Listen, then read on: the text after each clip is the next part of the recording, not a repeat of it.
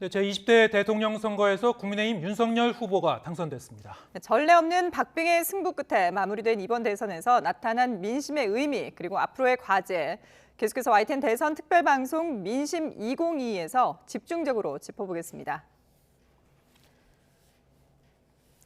새벽까지 이어진 이 개표 상황을 자택에서 지켜본 윤석열 당선인은 당선이 확정된 직후 밤이 길었다며 감사 인사를 했습니다. 또 마지막까지 멋지게 뛰어준 이재명 심상정 후보에게 감사와 위로를 전하고 싶다고도 말했습니다. 이지은 기자의 보도입니다. 윤석열 당선인은 당선이 확정된 뒤 새벽 3시 57분쯤 서초동 자택에서 나왔습니다. 남색 양복에 붉은색 넥타이 차림이었습니다. 긴 시간 기다리던 지지자들의 환호가 이어졌고 윤 당선인은 그 자리에서 소감을 밝혔습니다. 밤이 아주 길었습니다. 여러분들 주무시지도 못하고 이렇게 나와 계신 줄 몰랐습니다. 정말 그동안에 응원 감사드립니다. 네, 고맙습니다. 이어 사람들의 손을 잡아준 뒤 곧바로 개표 상황실이 마련된 여의도 국회도서관을 향했습니다. 자리를 가득 채운 국민의힘 관계자들은 당선인의 이름을 외쳤고 당선인은 환한 얼굴로 당직자들과 인사하며 기쁨을 나눴습니다. 붉은색 넥타이를 맞춰서 하고 나온 안철수 국민의당 대표는 당선인 바로 옆자리에서 승리를 축하했습니다. 윤석열 당선인은 열정적인 레이스였다면서 이재명 심상정 후보에게 감사와 위로의 뜻도 함께 전했습니다. 결과는 이루지 못했지만 대한민국 정치 발전에 우리 모두와 함께 큰 기여를 했다는 점에서 그 가치를 높이 평가하고 싶고, 그리고 두 분께도 좀 심심한 위로의 말씀을 드리고 싶습니다. 모두가 잠들지 못한 밤, 박빙의 승부 끝에 정권 교체에 성공한 윤석열 당선인은 이제 화합과 협치라는 새로운 과제를 안게 됐습니다. YTN 이지은입니다. 윤석열 대통령 당선인은 이같이 당 관계자와 지지자들에게 새벽에 감사 인사를 전한 뒤 다시 귀가했습니다. 짧은 휴식을 취하고 잠시 뒤부터는 당선인으로서의 첫 공식 일정을 시작합니다. 현장에 나가 있는 취재기자 연결하겠습니다. 강희경 기자. 네, 윤석열 대통령 당선인 자택 앞에 나와 있습니다. 네, 지금 자택 앞 분위기는 어떻습니까? 네, 밤새 개표가 이뤄지는 동안 자택 앞은 윤석열 당선인을 기다리는 지지자들로 가득했습니다. 다만 아침이 밝지 않았고, 다만 밤이 지난 지 얼마 되지 않았고 이른 아침이어서 지금은 분위기가 많이 차분해졌습니다. 다만 윤 당선인이 아직 자택에 있어서 곳곳에 경호 인력이 배치돼 있는 등 아직까지 긴장감이 맴돌고 있습니다. 앞서 당사와 당사 앞에 들러서 감사 인사를 전한 윤 당선인은 새벽 5시쯤 자택 앞으로 돌아왔습니다. 짧은 휴식을 취한 뒤 당선 첫 공식 일정을 잠시 뒤부터 소화하는데요. 우선 오전 10시에 현충원 참배를 시작으로 공식 행보에 나섭니다.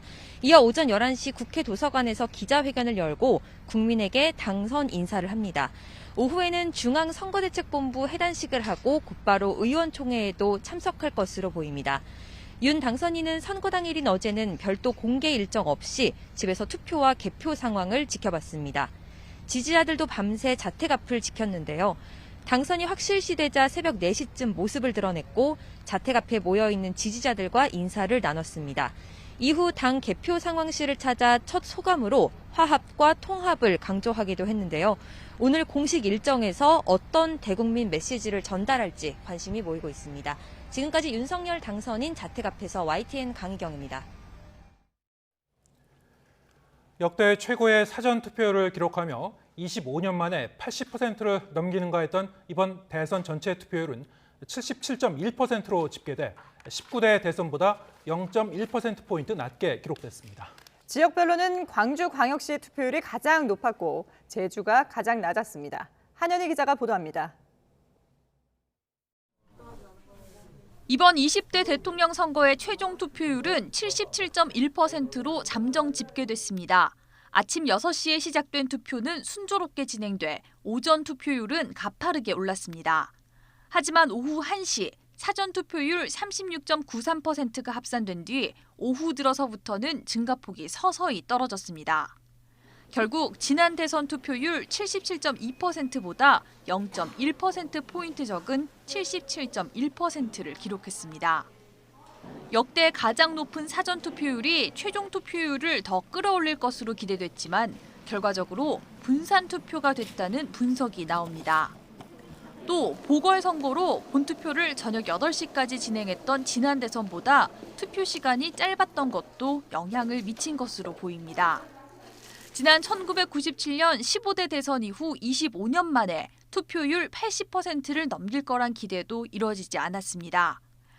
하지만 2000년대에 치러진 5차례의 대선 가운데서는 박근혜 전 대통령 탄핵 뒤 초유의 보궐선거였던 19대 대선에 이어 두 번째로 높은 수치를 기록했습니다. 지역별로는 광주와 전남, 전북 등 호남 지역이 최상위권을 기록했고 세종도 호남을 제외하고 전국에서 유일하게 80%를 넘었습니다. 반대로 투표율이 가장 낮은 지역은 72.6%를 기록한 제주였고 충남과 충북, 인천 등이 뒤를 이었습니다. 선거인 수가 가장 많은 경기는 76.7%로 전국 평균보다 낮았고 서울은 77.9%로 집계돼 전국 평균을 웃돌았습니다. YTN 한현입니다. 네, 이번 대선은 역시 예상대로 피말리는 접전이었습니다. 개표 초반 이재명 후보가 앞서갔지만 개표 시작 4시간이 넘은 뒤 윤 당선인이 미세하게 우세 흐름을 잡았고 결과는 그대로 굳어졌습니다. 김승환 기자가 보도합니다. 개표 초반 먼저 웃은 건 더불어민주당 이재명 후보였습니다. 사전투표함부터 개표에 들어가면서 한때 이재명 후보가 윤석열 당선인을 큰 표차로 따돌리기도 했습니다. 하지만 한동안 유지되던 차이는 자정이 가까워질수록 빠르게 좁혀졌습니다. 사전투표와 함께 본투표 개표가 본격화하면서 윤 당선인의 추격에 속도가 붙은 겁니다. 승기를 잡았다고 판단한 국민의힘 상황실엔 의원들과 당 관계자들이 속속 도착하며 들썩였습니다. 반면 개표 초반 박수가 터져나왔던 더불어민주당 상황실엔 정막만이 감돌았습니다. 개표 시작 4시간 20분 만에 득표율이 결국 동률을 기록한 가운데 국민의힘 상황실에선 환호성이 터져나왔습니다.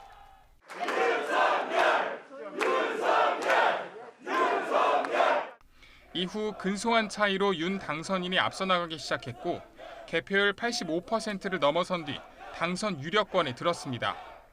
결국 1%포인트 이내 차이, 윤 당선인의 신승으로 피말린 개표 드라마가 마무리됐습니다. YTN 김승환입니다. 주요 외신들도 윤석열 대선 후보의 당선이 확정되자 이 소식을 긴급히 전했습니다. 외신들은 초접전을 벌일 것이란 출구조사 결과부터 당선 확정까지 대한민국의 새 대통령에 대한 깊은 관심을 보였습니다. 이동원 기자의 보도입니다. 박빙의 접전을 벌일 거란 출구조사 결과가 나오자 주요 외신들은 이 소식을 긴급 뉴스로 전하며 개표 결과를 예의주시했습니다. 이어 새벽 이재명 후보가 패배를 인정하는 연설을 하자 이 또한 속보로 전하면서 윤석열 후보의 당선 소식을 보도하기 시작했습니다. 로이터 통신은 보수 야당의 후보가 앞으로 5년 동안 아시아 4위 경제 대국을 이끌게 됐다며 윤 후보의 당선 소식을 알렸습니다. 또 새 대통령은 코로나 극복뿐 아니라 불평등과 부동산 문제를 해결하고 미중 갈등 속에 활로를 모색해야 할 과제를 안고 있다고 지적했습니다. 그러면서 윤 당선인이 헌법과 의회를 존중하고 야당과의 협치를 강조했다고 전했습니다. AP통신은 전직 검찰총장이 보수정당의 후보로 한국의 새 대통령에 당선돼 오는 5월부터 5년의 임기를 시작한다고 전했습니다. 그러면서 양강 체제로 치열한 경쟁을 벌였던 지난 선거 과정을 소개하며 이번 대선이 국내적으로 심각한 정치적 분열을 불러왔다고 지적했습니다. 또 북한의 도발에 단호히 대응하겠다는 윤 당선인의 발언을 소개하면서 한미일 삼각 안보 협력의 강화를 예상했습니다. AFP 통신은 이재명 후보가 최선을 다했지만 기대에 미치지 못했다며 패배를 인정한 사실을 긴급 뉴스로 전했습니다. 이어 치열한 경쟁 끝에 한 번도 선출직을 맡지 않은 전직 검찰총장이 당선됐다며 5년 전 탄핵을 겪었던 보수 야당의 극적인 승리라고 평가했습니다. YTN 이동원입니다. 네, 윤석열 당선인이 초박빙 승부 끝에 차기 대통령으로 선출되고 5년 만에 정권 교체가 현실화되면서 차기 정부는 국민 통합 등 산적한 과제를 안고 가게 됐습니다. 국민의힘 태영호 원내 부대표와 함께 선거 뒷얘기 그리고 윤석열 당선인이 그려갈 대한민국의 청사진을 들어보겠습니다. 의원님 안녕하십니까? 네, 안녕하십니까? 네. 네, 뭐 새벽에 이제 개표 과정 지켜보면서 밤을 지새우신 유권자분들 많을 텐데, 자, 의원님은 좀 잠 주무셨습니까? 저는 개표 상강실에서부터 또 당사로 이동하고 또 이제 YT가 오면서 한 잠도 못 봐서 아직도 지금 머리가 뽀용한 상태에 있습니다. 네, 자, 뭐 국민의힘 측에서도 자, 이렇게까지 초박빙 승부가 전개될 줄은 예상하지 못했을 것 같은데요. 어떻게 보셨습니까? 저는 지금 이 자리에 앉아 있는 이 순간에도 지금 현재 최소 이제 득표 격차율이 나왔는데 네. 이 0.73이라는 이 격차율이 아직도 저는 믿어지지 않습니다. 예. 화면을 봐서 다 알겠지만은 출구조사가 나올 때 저희 당원들은 처음에는 막 박수치다가 순간에 다 얼어붙었습니다. 네. 이게 뭐지? 0.6%. 그다음부터 개표율이 51%를 넘는 그때 0.12 이렇게 다시 우리가 앞서기 전까지 완전히 온 개표 상황실이 얼어붙어 있는 네. 이런 대단히 이제 그런 상황이었습니다. 네, 4시간 반 정도 개표 시작되고 4시간 반 이후에 이제 역전을 하긴 했습니다만은 예. 그래도 격차가 워낙에 작게 벌어지다 보니까 끝까지 안심할 수 없는 상황이었잖아요. 예, 그렇죠. 그런데 그래도 예. 안도할 수 있었던 것은 이번에 그 개표할 때 네. 즉시에 이제 뭐 여러 곳에서 당일 투표를 먼저 개표하느냐 이게 아니라 네. 간외 투표함을 먼저 열고 네. 그다음에 간내 사전 투표함을 열고 이렇게 그다음에 당일 투표함을 열었는데 원래 저희들이 알고 있었던 것은 사전 투표에서는 우리가 많이 우리 국민의힘이 민주당에 비해서 좀 질 것이다 이런 건 예견하고 있었는데 그래도 처음에 이제 이재명 후보가 앞서는 거 나왔을 때 한 가지 위안은 지금은 사전 투표를 열고 있잖아. 그러니까 이제 바뀔 것이야. 네네. 이런 한가당 희망을 가지고 있었고 두 번째 희망은 초박빙에 가니까 결국은 기댈 건 지역밖에 없더라고요. 그래도 충북에서 이겼잖아. 그러니까 결국은 지금까지 충북에서 지고 대통령이 된 사람이 없다니 예. 충북에서 앞선거로 나왔으니까 이기지 않을까. 이 두 가지 희망의 줄을 계속 가지고 있었죠. 예. 네, 지금 뭐 이 지역별 개표 상황도 이제 쭉 지켜보신 얘기를 이제 예. 하셨습니다만, 역시 이제 이 대한민국의 대통령 선거는 이제 최대의 승부처라고 하는 서울과 수도권도 주목하지 않을 수가 없는데요. 예. 서울 같은 경우에는 이제 윤석열 후보가 개표 과정에서 이제 앞서갔고 경기 같은 경우에는 이제 경기와 인천 이재명 후보가 이제 앞서갔죠. 예. 자, 이렇게 좀 엇갈린 그런 결과가 나오는 것을 보면서 어떻게 느끼셨습니까? 사실 저는 제일 처음에 믿은 거는 적어도 이번에 그 여론조사에서 계속 우리가 앞서는 걸 났기 때문에 과반수는 얻을 것이다. 이렇게 확고히 믿고 있었습니다. 예. 그런데 일단 뚜껑을 열어보니까 이것이 아니었겠죠. 네. 그래서 앞서도 이야기했지만은 수도권에서는 우리가 좀 앞서 원래 수도권에 항상 우리가 지었는데 네. 수도권에서 우리가 앞서 나가고 있고 사실 인천이나 경기도 같은 거는 예견을 했었습니다. 예. 그리고 호남도 우리가 좀 힘들다 이런 걸 예견하고 있었기 때문에 서울과 같은 이런 데서 이제 우리가 앞서 나가고 있었기 때문에 그것이 하나의 그 위안의 그런 줄기였다 이렇게 볼 수 있겠습니다. 예. 그 앞서 이제 출구조사 결과가 발표됐을 때 당 분위기를 전해주셨는데 사실 그 깜깜이 기간이라고 해서 여론조사가 이제 공표가 안 되는 그 기간에도 당에서는 꾸준히 이제 민심을 흐름을 파악을 하셨을 거잖아요. 네. 그때는 그럼 당 내에서는 분위기가 상당히 괜찮았던 건가요? 그 당내에서는 괜찮았고 뭐 제가 좀 뭐 공식적으로 말할 수는 네네. 없지만은 적어도 우리가 한 그 4%부터 7% 이 사이에서는 우리가 앞설 것이다. 네. 이런 이제 인식이 아주 강했습니다. 예. 내부적으로 공표는 안 했지만 예. 내부적으로 이제 여론조사를 예. 하면서 그 결과에서는 뭐 그 정도 격차를 예. 갖고 승리할 것이다 이렇게 예측을 예. 하셨단 말씀이죠. 예, 가반수는 낼 거다 이거였습니다. 예. 예. 뭐 결과론적으로 보면은 근데 이제 이준석 대표가 얘기한 대로 뭐 많게는 한 10% 포인트 차로 이길 것이다라는 예측과는 상당히 좀 다른 결과가 나와서요.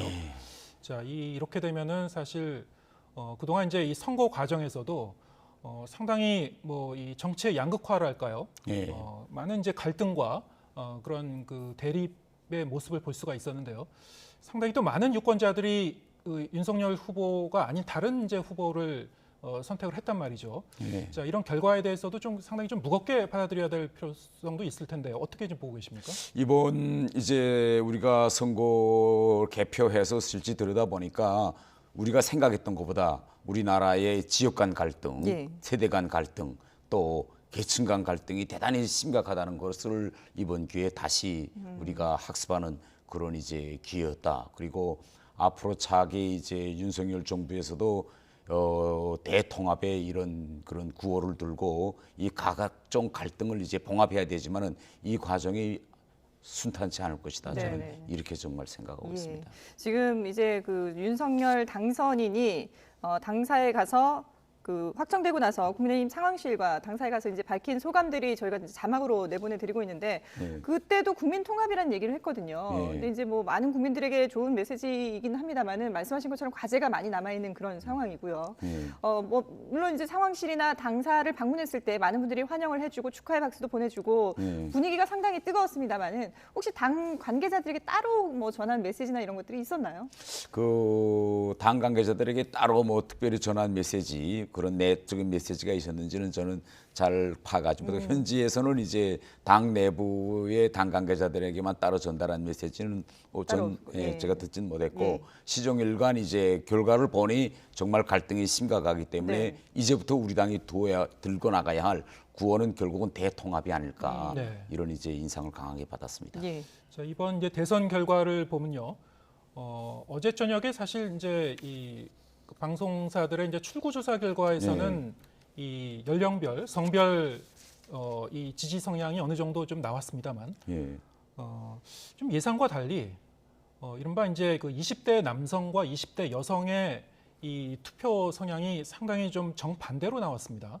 그리고 20대에서는 이 국민의힘을 좀 많이 지지해 줄 거라는 그런 이른바 이제 이 세대 포이론을 이제 그 전략으로 계속 국민의힘 쪽에서는 내셨습니다만, 자, 이 선거 전략이 기대보다는 그 통하지 않은 것 같다는 그런 그 결과를 이제 받아볼 수 있었는데요. 저 어떻게 보셨습니까? 좀 아쉬웠던 점은 2030 세대 안에서도 뭐 이대남으로 이제 표현되는 세대는 윤석열 후보를 좀 많이 지지했고 네. 또 이대녀로 표현되는 세력은 또 결국은 이재명 후보를 이제 그 많이 지지했습니다. 결국 이것은 뭔가면 4.7 우리가 재보궐선거 때 나타났던 네. 그러한 구도가 이번에 결국은 다시 재현됐고 이것을 우리 당이 극복하지 못했습니다. 그래서 앞으로 결국 이 세대 간 갈등도 이제 중요하지만은 네. 그런 이제 성별 갈등도 잘 우리가 치유해 나가는 그런 이제 계기가 이번 선거가 되었으면 하는 그런 바람을 이제 가지고 있습니다. 예.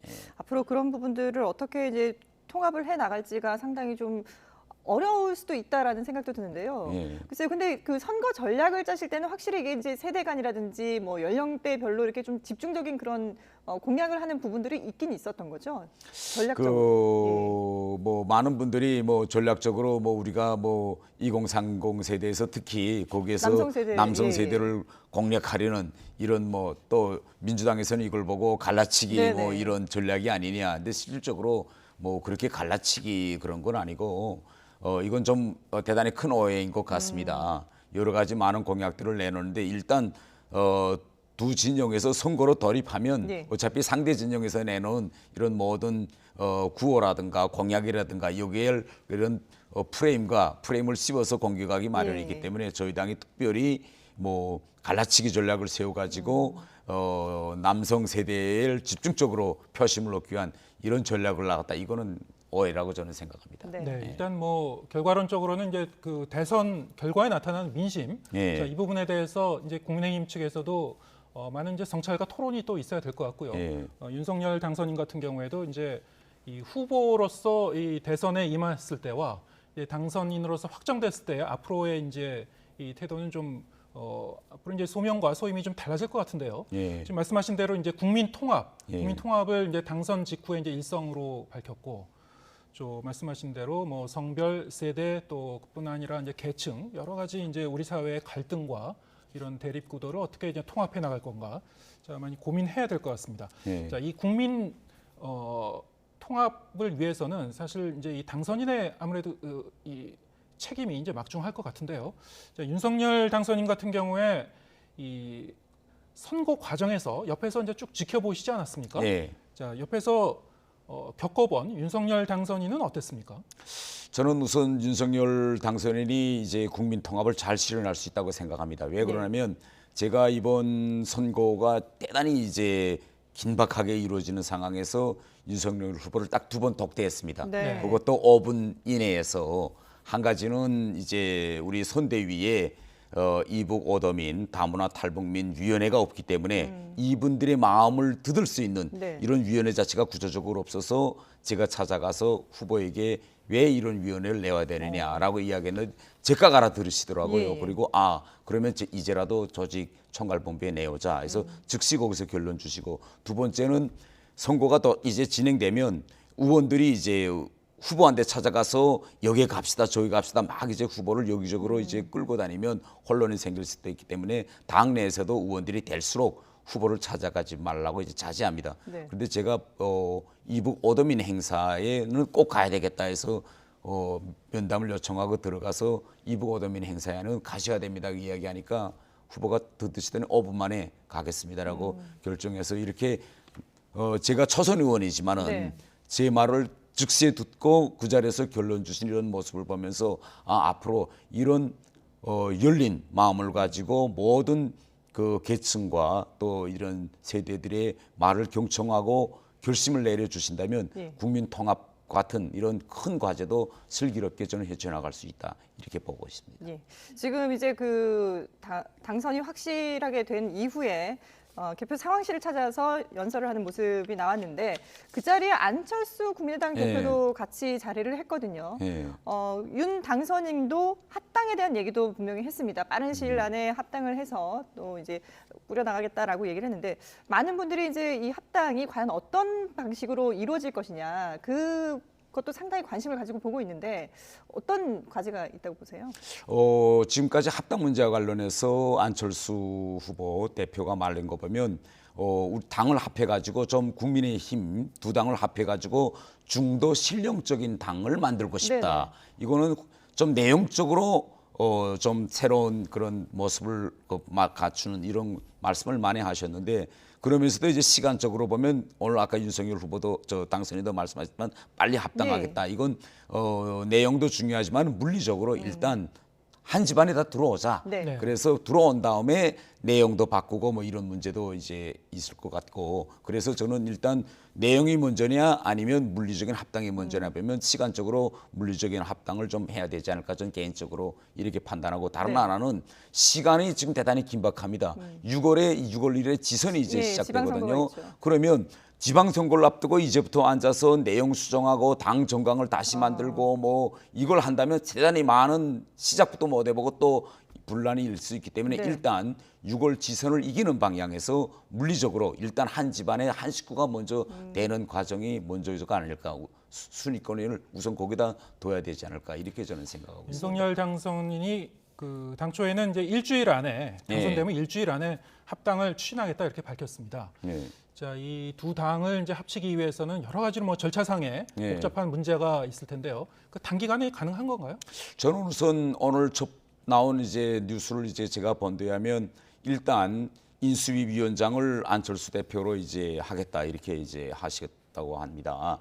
이거는 대단히 큰 저는 결심이라고 생각합니다. 네. 결국은 이것은 뭔가면 안철수 후보가 지금까지 바라던 그런 이제 자리 나누기식 그런 공동 정부가 아니라 진짜 그야말로 두 후보의 공약을 하나로 합한 그런 진짜 진정한 의미에서의 내용적인 공동정부 이런 걸 일단 윤석열 후보가 이제 했고, 이런 큰 선에서부터 일단 안철수 후보의 말과 또 저 요구와 그런 걸 들어줬으면 네. 합당 문제에서도 저는 여러 가지 지금 현재는 딱 어떻게 한다는 게 합의된 건 없지만은 이 과정도 저는 쉽게 풀리지 않을까. 가장 중요한 것은 저는 빨리 합당해가지고 6월 지선을 준비하는 것이 저는 더 중요한 문제라고 저는 생각합니다. 예.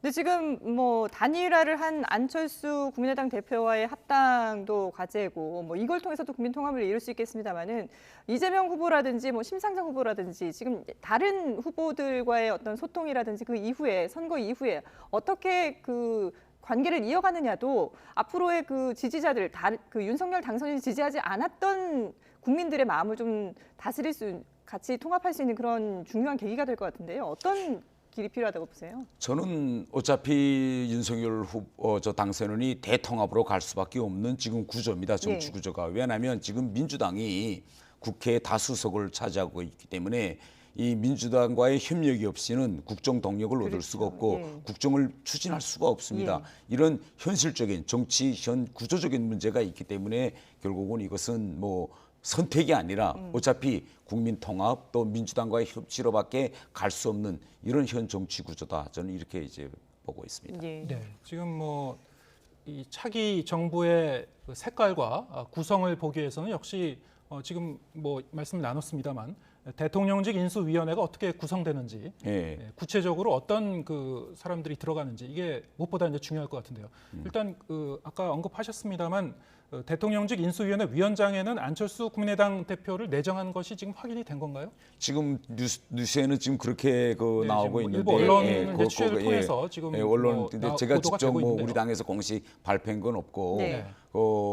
윤석열 후보가 지난번 이제 단일화를 할 때 안철수 후보에게 한 말이 있습니다. 일단 나를 믿어라라고 했기 때문에 네. 일단 본인을 믿으라는 이런 공약을 지키는 첫 순서가 결국은 단일화 할 때 안철수 후보와 한 약속 예. 이것을 지키는 모습을 보이는 것이 가장 중요하지 않을까 이렇게 생각합니다. 예, 그렇군요.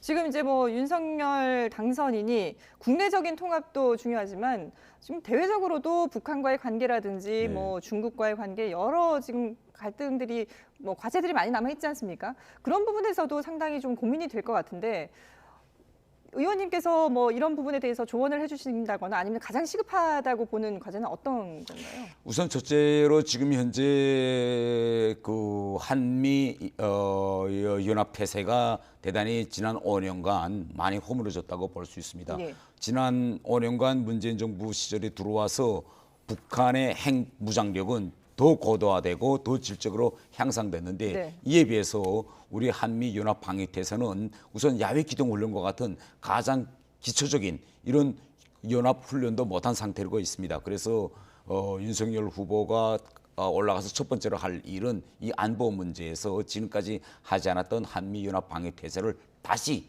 제자리로 옮겨 놓는 것 같은 네. 이런 일을 해야 되겠고 다른 하나는 저는 많은 사람들이 보수층 지도자가 대통령이 되면 북한과의 관계가 더욱 악화되고 한반도의 긴장 상태가 흐를 것이다 이렇게 보는데 저는 네. 반대로 생각합니다.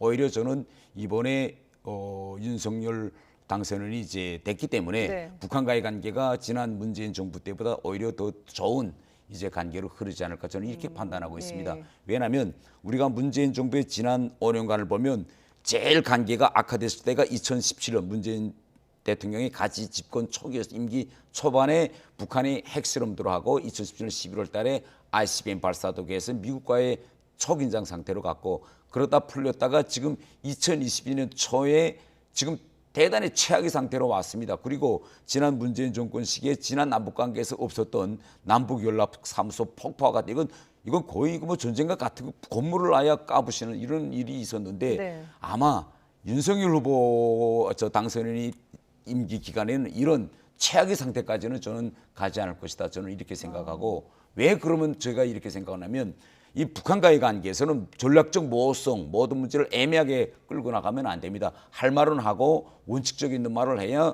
북한이 우리말에 대한 신뢰도 생기고 있거든요. 그래서 일단 북한의 첫 번째로 던질 메시지는 네. 북한이 핵무기를 포기하지 않는 한 그리고 아무런 비핵화 조치도 취하지 않는 한 대북 제재는 계속 유지될 것이다. 이건 국제공동체와 합의한 공약입니다. 예. 이걸 윤석열 후보가 바로 김정은 정권에게 이야기하는 것이 첫 번째 저는 할 일이다. 저는 이렇게 생각하고 있습니다. 네, 지금 뭐 차기 정부가 직면하고 있는 뭐 현안이 여러 가지로 산적해 있습니다만 예. 지금 뭐 이 의원께서 이 외교 전문가이시고 예. 또 지금 이 북한 관련 문제를 이제 언급하셨으니까 관련해서 한 가지만 더 여쭤보겠습니다. 예. 지금 그 대선 기간 중에서도 북한이 계속 그 미사일을 발사하면서 이 무력 도발의 수위를 높여갔고요. 다음 달까지는 북한이 뭐 ICBM 발사 가능성도 전문가 사이에서는 이제 언급이 되고 있는 상황이고, 자 이런 상황을 좀 안정적으로 대응하기 위해서는 뭐 한미 동맹이랄까 아니면 뭐 중국과의 어떤 우호적인 관계랄까 어떻게 지금 당장 그 대응하는 것이 가장 그 현명할까요? 가장 중요한 것은 대북 정책이든 또 우리가 외교 정책이든 전략적 이제 명료성을 강조하는 것이 대단히 중요하다고 생각합니다. 네. 지난이 아니고 문재인 정부에서 가장 범한 실책 중에 하나가 전략적 모호성을 유지하는 것이 저는 대단히 큰 잘못이었다고 생각합니다.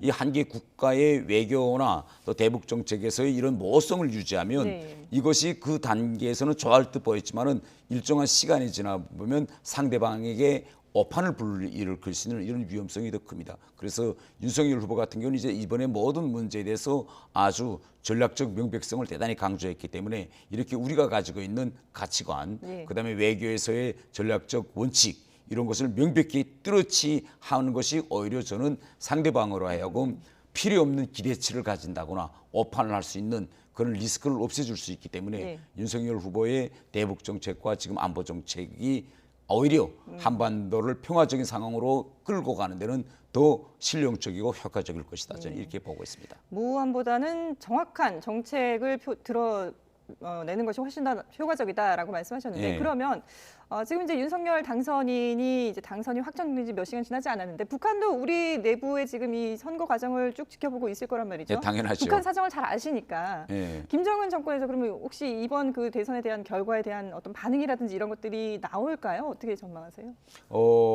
지금까지 김정은 정권은 윤석열 당선인이 한 말에 대해서 대단히 부정적이었습니다. 예. 그건 윤석열 당선인에 대해서 부정적이라기보다는 일반적으로 보수 진영의 후보가 나서면 북한은 이제 부정적인 기류를 계속 이제 유지해 왔는데 네.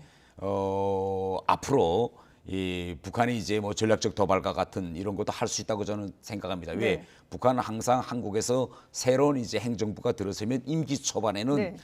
대화에서 있을 유리한 점을 선점하고 기선 잡기 위해서 전략적 도발을 크게 합니다. 예. 문재인 정권 때도 딱 같았어요. 2017년 임기 초반에 큰 전략적 도발을 네네. 해서 이제 기선 잡기를 했거든요. 이런 과정이 갈 거라고 생각합니다. 그렇다고 하더라도 우리 윤석열 정부는 그걸 북한을 무한히 달래거나 또 오르만지는 식으로 문제를 풀 것이 아니라 그럴 때는 강경한 입장, 원칙적인 잣대를 보여주는 과정으로 북한을 끌고 나가야지 오히려 우리가 북한에게 맞추는 그런 방향으로 가는 것은 이제 장기적으로 볼 때는 별로 득이 없다는 거 이런 걸 제가 말씀드리고 싶습니다. 예, 알겠습니다.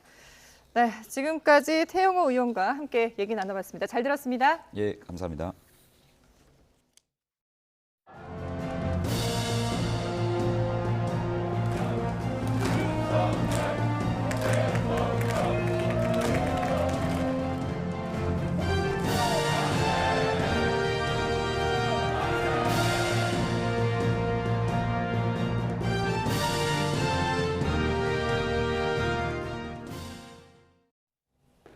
네, 치열한 경합 끝에 당선된 윤석열 대통령 당선인의 첫 일성은 화합과 통합이었습니다.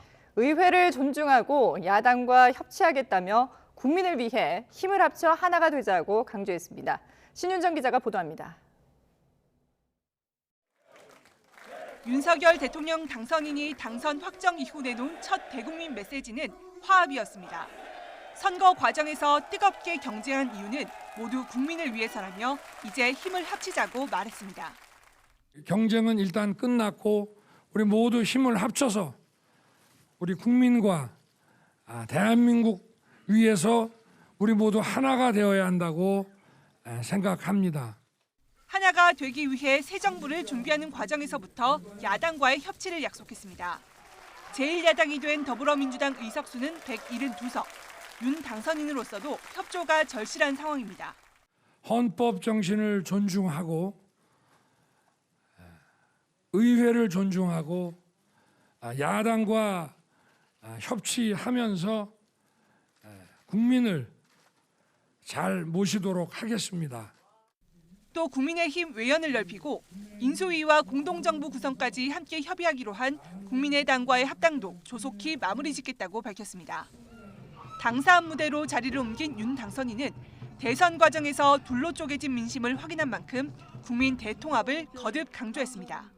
대한민국 국민은 모두 하나입니다.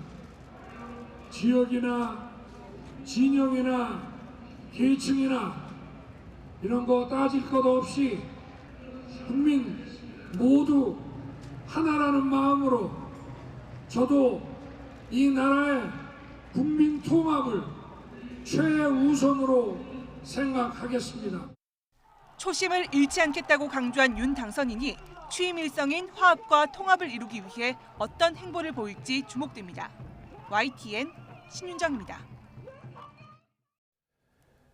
대선에서 패배한 민주당 이재명 후보는 기대에 부응하지 못했다면서 모든 것은 자신의 부족함 때문이라고 밝혔습니다. 윤석열 당선인에게는 통합과 화합의 시대를 열어달라고 당부했습니다. 이만수 기자가 보도합니다. 국민의힘 윤석열 후보의 당선이 유력해진 시각, 민주당 이재명 후보는 자택을 나서 당사로 향했습니다. 당사에 도착한 이재명 후보는 패배 선언을 통해 모든 것은 자신의 부족함 때문이라고 말했습니다. 모든 것은 다 저의 부족함 때문입니다. 여러분의 패배도 민주당의 패배도 아닙니다. 모든 책임은 오롯이 저에게 있습니다. 지지자와 당 관계자들에게 감사 인사를 전한 뒤 윤석열 당선인에게는 축하 인사를 전했습니다. 특히 통합과 화합의 시대를 만들어달라고 당부했습니다. 윤석열 후보님께 축하의 인사를 드립니다. 당선인께서 분열과 갈등을 넘어 통합과 화합의 시대를 열어주실 것을 간곡히 부탁드립니다. 이어 우리 국민은 위대했다면서 하루빨리 코로나19 위기를 극복하길 바란다고 강조했습니다. 여전히 우리 국민을 믿습니다. 우리 국민은 위대했습니다. 여러분이 있는 한 대한민국은 계속 전진할 것입니다. 하루빨리 코로나 위기를 극복하고 일상을 회복하게 되기를 소망합니다. 이 후보는 새벽까지 기다리던 지지자들과 인사를 나누며 당사를 떠났습니다.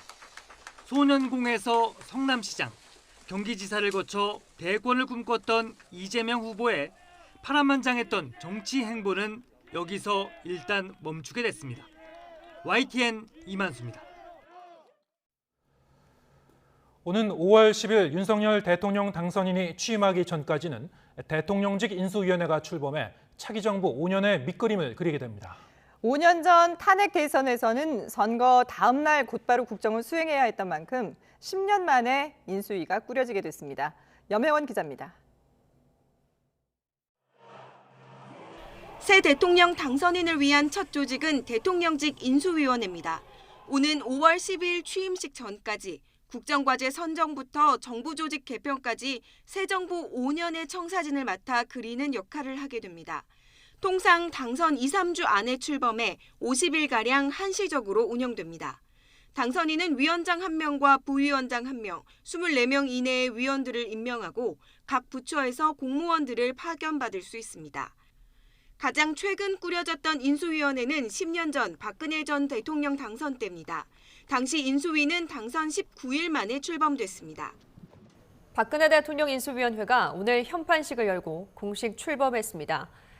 탄핵에 따른 보궐선거로 당선된 문재인 대통령은 곧바로 업무를 시작해야 했기에 인수위 역할을 국정기획자문위원회가 대신했습니다.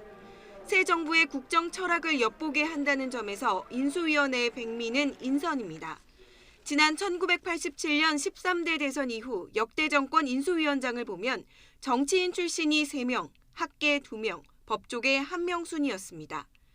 역대 사례를 보면 당선인 측근 사이에서 파워 게임이 벌어지며 인수위 구성 단계부터 파열음이 적지 않았던 만큼 이 혼란을 어떻게 최소화하느냐가 당선인의 첫 시험대가 될 것으로 보입니다. YTN 염혜원입니다.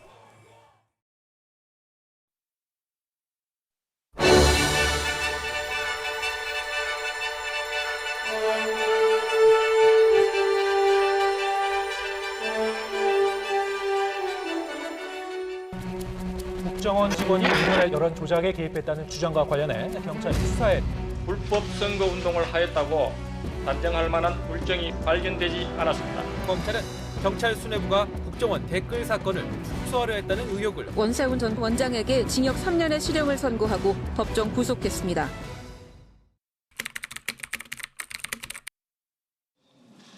이렇게 된 마당에 사실대로 다 말씀을 드리겠습니다. 야당 도와줄 일 있냐? 야당이 이걸 가지고 정치적으로 얼마나 이용을 하겠냐? 정하려고 그러면 내가 사표 내면 해라. 검사장님 모시고 이 사건을 계속 끌고 나가기는 불가능하다는 판단을 했습니다. 혹시 조직을 사랑합니까? 네, 대단히 사랑하고 있습니다. 사랑합니까? 예. 혹시 사람에 충성하는 건 아니에요? 저는 사람에 충성하지 않기 때문에 예. 제가 오늘도 이런 말씀을 드리는 겁니다.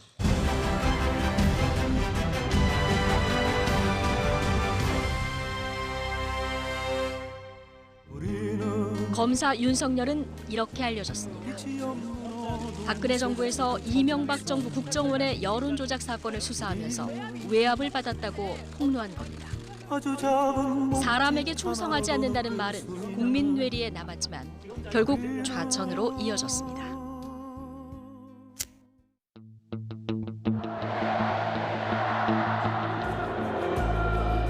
내가 이러려고 대통령을 했나 하는 자괴감이 들 정도로 괴롭기만 합니다. 국정농단 사건은 다시 검사 윤석열을 불러냈습니다. 특검 수사팀장으로 합류하면서 검사로서 화려하게 재기했습니다. 문재인 정부가 출범하자 서울중앙지검장으로 파격 승진했고 이명박 박근혜 정부의 적폐 수사를 이끌면서 결국 검찰 수장 자리에까지 올랐습니다. 살아있는 권력에 대해서도 똑같은 자세가 돼야 한다고 생각하기 때문입니다. 우리 청와대든 또는 정부든 또는 집권 여당이든. 법무부 장관 후보자 조국입니다. 검찰이 조국 법무부 장관 의혹 관련 자료를 전격 압수수색했습니다. 정 교수가 실형을 선고받고 법정 구속되자 국민 여러분께 죄송하고 저는 이제 한 명의 시민으로 돌아갑니다. 살아있는 권력을 향해 들이댔던 수사의 칼날은 다시 부메랑이 돼 돌아왔습니다.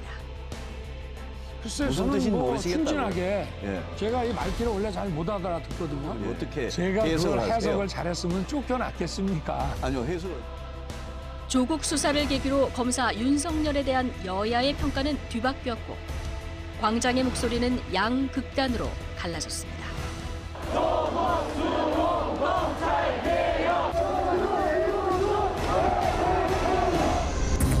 조국 법무부 장관의 후임으로 검찰개혁 완수를 외치는 추미애 장관이 임명되면서 윤석열 검찰총장을 둘러싼 갈등은 최고조로 치달았습니다.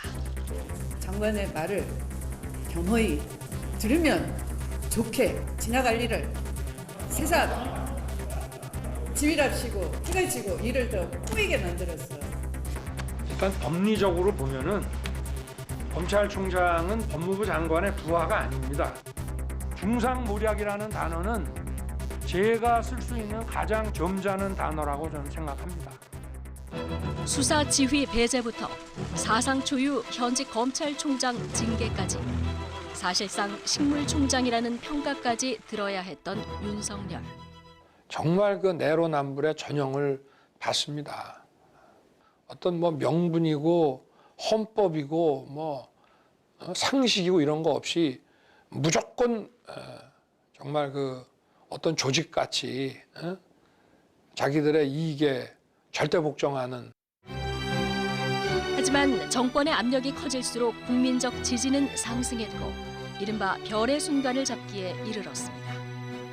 내가 보기에 별의 순간이 지금 보일 거예요 아마. 그 별의 순간을 제대로 포착하느냐에 따라서 자기가 인생의 국가를 위해서 크게 기여할 수도 있고.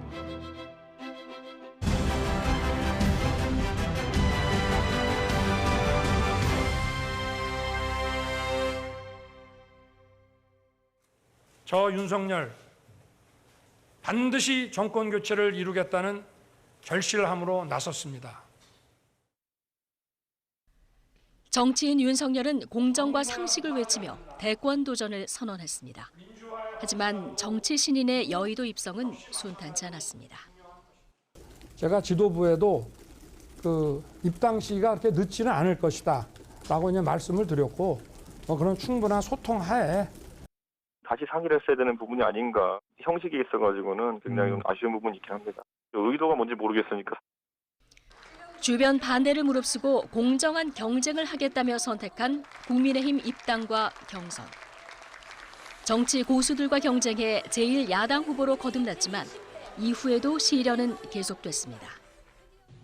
후보가 선대위에서 해주는 대로 연기만 잘할 것 같으면은 선거는 승리를 할 수 있다고 저는 늘 얘기를 합니다. 철저한 실무형 선거대책본부를 구성하겠습니다. 실력 있는 젊은 실무자들이 선대본부를 끌고 나가도록 하겠습니다.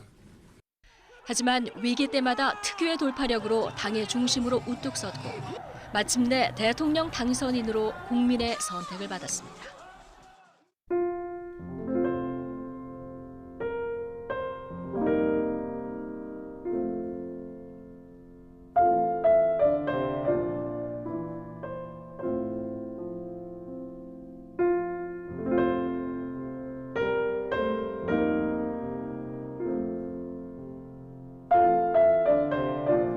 좌고우면하지 않은 원칙주의자. 예측 가능한 프로그램을 세우고 늘 원칙에 입각한 대응을 하지 않아 왔기 때문에 이런 무도한 일들이 벌어지는 것입니다. 동지, 이 민주당 정권은 원칙이 없어요. 시장 경제를 강조하는 자유주의자. 시장은 그냥 놔두면은 저절로 돌아갑니다. 우리 국민들이 현명하고 세계 어느 나라 국민보다 더 부지런하기 때문에 사람을 중시하는 인간주의자. 고민하고 그러는 애들 있으면은 가가지고서 그 얘기 들어주고 같이 술 먹어주고 사시보기 그 직전 주말에 결혼식 있는 친구가 대구에서 결혼한다고 그래서 고속버스를 타고 갔대잖아요. 정치인 윤석열에게 국민은 기대를 보내고 있습니다. 그럼에도 지금 대한민국 현실은 녹록지 않습니다.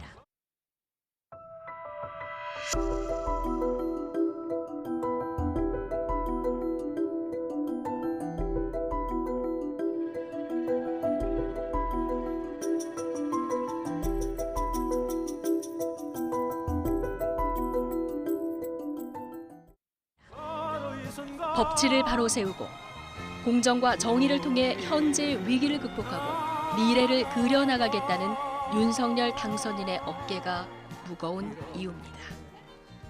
오로지 정의만이 사회를 지탱한다. 이 법과 원칙이 힘이 있는 사람한테도 정확하게 집행이 될 때 그 사회가 구심력을 가질 수 있는 거다. 정직한 대통령. 그 소통을 잘하지 못하는 정직한 정치인이라는 건 있을 수 없습니다.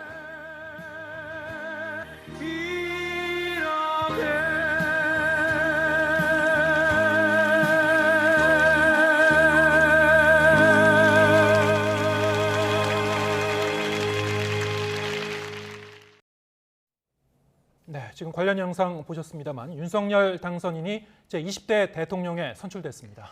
이재명 더불어민주당 후보와 밤새 박빙의 승부를 펼친 끝에 지난 1987년 직선제 이후 가장 적은 표차로 승리했습니다.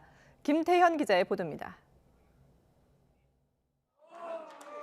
개표가 시작된 뒤 이어졌던 아슬아슬한 접전은 새벽에야 마무리됐습니다.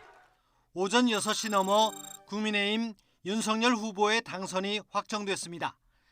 1639만여 표를 얻어 득표율 48.6%를 기록했습니다. 윤석열 후보는 서울과 부산, 대구, 대전, 울산과 충남, 충북, 경남, 경북, 강원도에서 승리하며 정권 교체에 성공했습니다. 그리고 오늘 이 결과는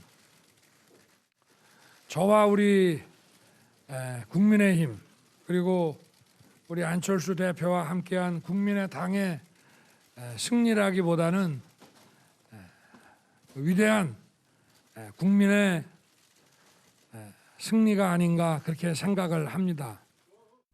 개표 초반에는 이재명 후보가 앞서갔지만 새벽 0시 30분대 개표율 50%를 넘어서며 역전이 일어났고 이후 순위는 다시 바뀌지 않았습니다. 이재명 후보는 경기도와 인천, 세종, 광주, 전남, 전북, 제주에서 우세를 보였지만 끝내 2위에 그쳤습니다. 이재명 후보는 47.8% 득표율로 1614만여 표를 얻었습니다. 1, 2위 간의 득표 차이는 불과 24만 7천 표로 1987년 직선제 개헌 이후 역대 대선 가운데 가장 적었습니다. 정의당 심상정 후보는 5년 전에 6.2%보다 크게 떨어진 2.4%의 득표로 아쉬움을 삼켜야 했습니다. 국가혁명당 허경영 후보는 4위로 0.8%를 득표했습니다. 사상 최악의 비호감 대선이라는 오명과 함께 펼쳐졌던 치열한 승부는 윤석열 후의 출범으로 막을 내렸습니다. YTN 김태현입니다. 윤석열 당선인의 승리 배경에는 문재인 정권 5년에 대한 심판론이 있습니다. 더불어민주당 이재명 후보는 정권 교체보다 더 나은 정치 교체를 강조하면서 구도 싸움에 나섰지만 끝내 벽을 넘진 못했습니다. 김주환 기자가 보도합니다. 더불어민주당 이재명 후보는 더 나은 정치 교체의 프레임을 띄웠습니다. 정치개혁 어젠다를 던지는 동시에 야권의 막판 단일화는 밀실 야합의 구태로 깎아내리면서 구도 싸움으로 몰고 간 겁니다. 양자택일하지 않는 정치해야 된다. 더 나쁜 정권 교체가 좋아요? 더 나은 정치 교체가 좋습니까? 그럴수록 국민의힘은 정권 심판론에 한층 무게를 실었습니다. 선거는 곧 심판이고 정권부터 바꾸어야 정치를 바꿀 수 있다고 국민 여론에 호소한 건데 온갖 나쁜 짓은 다 해놓고 왜 선거 열흘 앞두고 정치 교체한다는 겁니까? 이 사람들을 교체하는 것이 정치 교체 아닙니까, 여러분? 결과적으로 국민의 선택은 정권 교체였습니다. 공식 선거운동 기간 여론조사에서도 정권 교체론이 정권 연장론을 줄곧 앞서왔는데 끝내 결과를 바꾸지는 못했습니다. 문재인 정부 최대 실책으로 꼽히는 부동산 문제와 공정 논란, 코로나19 급증은 물론 사전 투표 부실 관리도 대선 막판 영향을 준 것으로 분석됩니다. 역대급 비호감 대선이라는 혹평 속에서도 최종 투표율이 지난 대선에 육박했던 것도 이 때문으로 보입니다. YTN 김주환입니다. 주요 외신들도 윤석열 대선 후보의 당선이 확정되자 이 소식을 긴급히 전했습니다. 외신들은 초접전을 벌일 것이란 출구조사 결과부터 당선 확정까지 대한민국의 새 대통령에 대한 깊은 관심을 보였습니다. 이동원 기자의 보도입니다. 박빙의 접전을 벌일 거란 출구조사 결과가 나오자 주요 외신들은 이 소식을 긴급 뉴스로 전하며 개표 결과를 예의주시했습니다. 이어 새벽 이재명 후보가 패배를 인정하는 연설을 하자 이 또한 속보로 전하면서 윤석열 후보의 당선 소식을 보도하기 시작했습니다. 로이터 통신은 보수 야당의 후보가 앞으로 5년 동안 아시아 4위 경제 대국을 이끌게 됐다며 윤 후보의 당선 소식을 알렸습니다. 또 새 대통령은 코로나 극복뿐 아니라 불평등과 부동산 문제를 해결하고 미중 갈등 속에 활로를 모색해야 할 과제를 안고 있다고 지적했습니다. 그러면서 윤 당선인이 헌법과 의회를 존중하고 야당과의 협치를 강조했다고 전했습니다. AP통신은 전직 검찰총장이 보수 정당의 후보로 한국의 새 대통령에 당선돼 오는 5월부터 5년의 임기를 시작한다고 전했습니다. 그러면서 양강 체제로 치열한 경쟁을 벌였던 지난 선거 과정을 소개하며 이번 대선이 국내적으로 심각한 정치적 분열을 불러왔다고 지적했습니다. 또 북한의 도발에 단호히 대응하겠다는 윤 당선인의 발언을 소개하면서 한미일 삼각 안보 협력의 강화를 예상했습니다. AFP통신은 이재명 후보가 최선을 다했지만 기대에 미치지 못했다며 패배를 인정한 사실을 긴급 뉴스로 전했습니다. 이어 치열한 경쟁 끝에 한 번도 선출직을 맡지 않은 전직 검찰총장이 당선됐다며 5년 전 탄핵을 겪었던 보수 야당의 극적인 승리라고 평가했습니다. YTN 이동원입니다. 윤석열 당선인은 앞으로 현직 대통령에 준하는 경호와 예우를 받게 됩니다. 당장 오늘부터 예비 대통령으로서 현직 대통령 못지않은 밀착 경호를 받게 되고 대통령직 인수를 위해 필요한 권한을 행사하게 됩니다. 한동호 기자가 정리했습니다. 대통령 당선인은 오는 5월 12일 취임 전까지 2달 동안 국가원수에 준하는 경호를 받게 됩니다. 당선인뿐만 아니라 배우자와 직계 좀비소까지 대통령 경호처의 경호 대상입니다. 대통령 경호법에 따라 근접 경호요원과 폭발물 검측요원, 의료지원요원 등 전담 경호팀이 편성돼 24시간 밀착 경호를 받습니다. 당선인에겐 특수 방탄 차량과 호위 차량도 지원됩니다. 또 당선인이 이동할 때 필요하면 교통신호를 통제할 수 있고 경찰의 지원도 받을 수 있습니다. 이와 함께 정부가 제공하는 안전가옥도 이용 가능합니다. 당선인 신분으로 해외 방문에 나설 때 대통령 전용기와 헬기를 이용할 수 있고 현직 대통령에 준하는 의전과 경호도 이뤄집니다. 이와 함께 정부 예산으로 사무실을 마련할 수 있는데 이에 따라 인수위원회 사무실이 결정됩니다.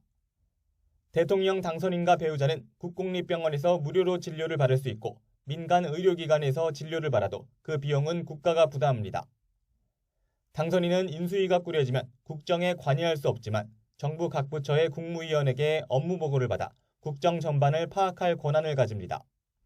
또 취임 전이라도 국무총리와 국무위원 후보자를 지명하는 등 차기 정부 인사권을 행사할 수 있습니다. 다만 대통령 당선인은 공무원 신분이 아니기 때문에 취임 전까지 월급은 없습니다. 대신 대통령직 인수위원회에 배정된 예산을 통해 활동비 등을 지급받을 수 있습니다. YTN 한동우입니다. 이번 20대 대통령 선거와 함께 치러진 5개 지역의 국회의원 재보궐선거에서는 국민의힘이 압승했습니다. 특히 관심이 높았던 정치 1번지 종로에선 문재인 정부에서 감사원장을 지낸 국민의힘 최재형 후보가 당선되면서 10년 만에 보수 정당이 차지했습니다. 김현우 기자의 보도입니다. 대한민국 정치 1번지 서울 종로에선 최재형 국민의힘 후보가 당선됐습니다. 최 후보는 과반 득표를 넘겨 더불어민주당을 탈당해 무소속으로 출마한 김영종 후보를 눌렀습니다. 감사원장 출신의 최 후보가 당선되면서 보수 정당이 10년 만에 정치 1번지 종로를 탈환했습니다. 저를 지지해 주셨던 분이나 지지하지 않으셨던 분이나 우리 종로 구민들의 목소리에 귀 기울이면서 종로의 실질적인 변화와 발전을 만들어내겠습니다. 윤희숙 전 의원 사퇴로 공석유된 서울 서초갑 역시 예상대로 국민의힘이 차지했습니다. 서초구청장 출신인 조은희 후보가 이정근 더불어민주당 후보를 큰 표 차로 이겼습니다. 보수의 심장인 대구 중남구 보궐선거는 무소속 임병헌 전 대구 남구청장이 국민의당 권영현 후보를 근소한 차이로 눌렀습니다. 국민의힘 소속이었던 곽상도 전 의원이 대장동 의혹에 연루돼 사퇴하면서 이 지역에 후보를 내지 않기로 하자 임 전 구청장은 탈당해 무소속으로 선거를 치렀습니다. 충북 청주 상당 지역은 국민의힘 정우택 의원이 56.9%의 득표율로 당선됐고 새로운 정부가 들어서서 제대로 기능을 할 수 있도록 최다선 의원으로서 의회에서 제 역할을 다하도록 하겠습니다. 경기 안성 역시 이 지역에서 내리 3선을 한 국민의힘 김학용 후보가 거머쥐었습니다. 대통령 선거와 함께 치러진 국회의원 재보궐선거 5곳 가운데 4곳을 국민의힘이 싹쓸이하면서 원내 의석수가 110석으로 늘어나게 됐습니다. YTN 김현우입니다. 이번 대선도 최대 승부처는 역시 서울이었습니다. 문재인 정부의 가장 큰 실책으로 꼽히는 부동산 정책의 등돌림 표심이 정권 교체를 선택했다는 평가입니다. 강정규 기자입니다.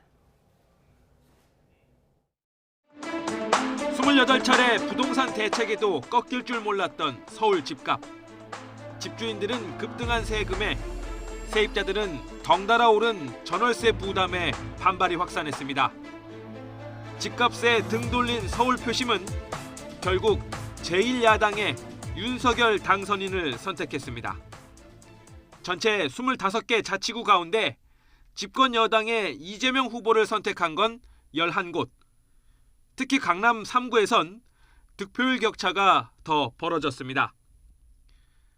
경기 지역에선 도지사 출신인 이 후보가 어느 정도 선전했습니다. 그러나 정작 자택이 있는 성남 분당에선 10%포인트 넘게 밀렸습니다. 대장동 개발 의혹이 부동산 문제의 연장선으로 인식되면서 유권자들이 윤 당선인의 손을 들어준 셈입니다. 1987년 직선제 개헌 이후 7차례 대선에서 대통령을 모두 마쳤다는 충북과 제주. 이번엔 결과가 엇갈렸습니다. 충북은 과반이 윤 후보를 선택하며 족집게 지역의 명성을 이어갔지만 제주 지역 1위 후보가 청와대에 입성한다는 공식은 이번에 깨졌습니다. 지난 19대 대선 때 탄핵과 다자구도로 옅어지는 듯했던 지역주의는 다시 뚜렷해졌습니다. 상대의 텃밭인 대구 경북과 호남에서 각각 30% 이상 득표하겠다는 여야의 목표는 다음 선거 때 달성해야 할 숙제로 남게 됐습니다. YTN 강정규입니다. 이번 대선은 그야말로 초접전이었지만 투표 종료 뒤 발표된 방송 3사의 출구조사는 실제 개표 결과를 거의 정확하게 적중했습니다. 반면 여론조사 기관들의 예측조사는 실제 결과와 큰 차이를 보여 체면을 구겼습니다. 우철희 기자의 보도입니다. 투표 종료와 함께 발표된 방송 3사의 출구조사는 윤석열 당선인의 신승을 예측했습니다. 더불어민주당 이재명 후보와의 격차는 불과 0.6%포인트 차이. 유례없는 초접전 양상에 당선 예측조차도 조심스러운 모습이었지만 출구조사 결과는 상당히 정확했습니다. 당락을 마친 건 물론 최종 득표율 역시 겨우 소수점 차이를 보일 정도였습니다. 전국 17개 시도 개표 결과와 비교해도 세종 딱 한 곳을 제외하고는 윤 당선인이 이긴 곳과 일치했습니다. 반면 JTBC가 단독으로 실시한 출구조사는 이 후보의 승리를 예측했지만 결과는 정반대였습니다. 또 여론조사 기관의 예측조사도 실제 결과와 큰 차이를 보였습니다. 한국갤럽은 윤 당선인이 이 후보를 7.6%포인트 차로 누르고 완승할 것으로 예상했고 리얼미터도 윤 당선인이 3%포인트 정도 우세할 것으로 내다봤습니다. 리서치뷰 역시 윤 당선인이 8%포인트 가까이 크게 앞서는 것으로 예측했습니다. 방송 3사의 출구조사는 거의 적중한 반면 여론조사 기관의 경우 당선인은 맞췄지만 득표율 예측에 실패하면서 자존심을 구기게 됐습니다. YTN 우철입니다. 네, 제20대 대통령 선거가 쫓고 쫓기는 초박빙 승부 끝에 윤석열 당선인의 승리로 막을 내렸습니다. 5년 만에 여당이 된 국민의힘과 제1야당으로 전락한 더불어민주당의 희비는 극명하게 엇갈렸는데요. 각 당 상황 알아보겠습니다. 네, 먼저 국회에 마련된 국민의힘 상황실에 부장원 기자가 나가 있는데요. 부장원 기자. 네, 국민의힘 상황실입니다. 예. 네, 더불어민주당 당사에는 송재인 기자가 나가 있죠. 네, 여의도 민주당사입니다. 네. 자, 그럼 먼저 국민의힘으로 가보겠습니다. 부장원 기자, 새벽 늦게까지 개표가 이어지면서 뜬 눈으로 밤샌 분들이 많았을 텐데요. 지금은 상황실 분위기 어떻습니까? 네, 새벽 4시쯤 윤석열 당선인이 이곳 상황실에 방문했을 때 열기가 절정을 이뤘다가 지금은 보시다시피 한층 차분해진 모습입니다. 윤 당선인이 앞서 오후 2시간 뒤쯤 이곳에서 당선 인사를 할 계획인데 그때 다시 한번 열기가 뜨거워질 것으로 보입니다. 저도 귀가를 했다가 오전 7시 반쯤 다시 왔는데 일부 사무처 당직자와 보좌진들이 윤 당선인의 첫 공식 일정을 위해서 이른 아침부터 분주하게 준비하는 모습을 볼 수 있었습니다. 윤 당선인은 오전 10시 현충원 참배를 한 뒤 다시 이곳 국회 상황실을 찾아서 당선 인사를 하고요. 오후에는 선대본부 해단식을 한 뒤 대선 승리를 위해 애쓴 당직자와 캠프 구성원들에게 감사를 표할 예정입니다. 해단식 직후 국회에서 열리는 국회 의원총회에도 참석할 계획인데요. 180석 거대 야당과의 여소야대 전국 운영이 시작부터 만만치 않을 거란 관측이 나오는 가운데 순조로운 정부 출범을 위한 방안에 머리를 맞댈 계획입니다.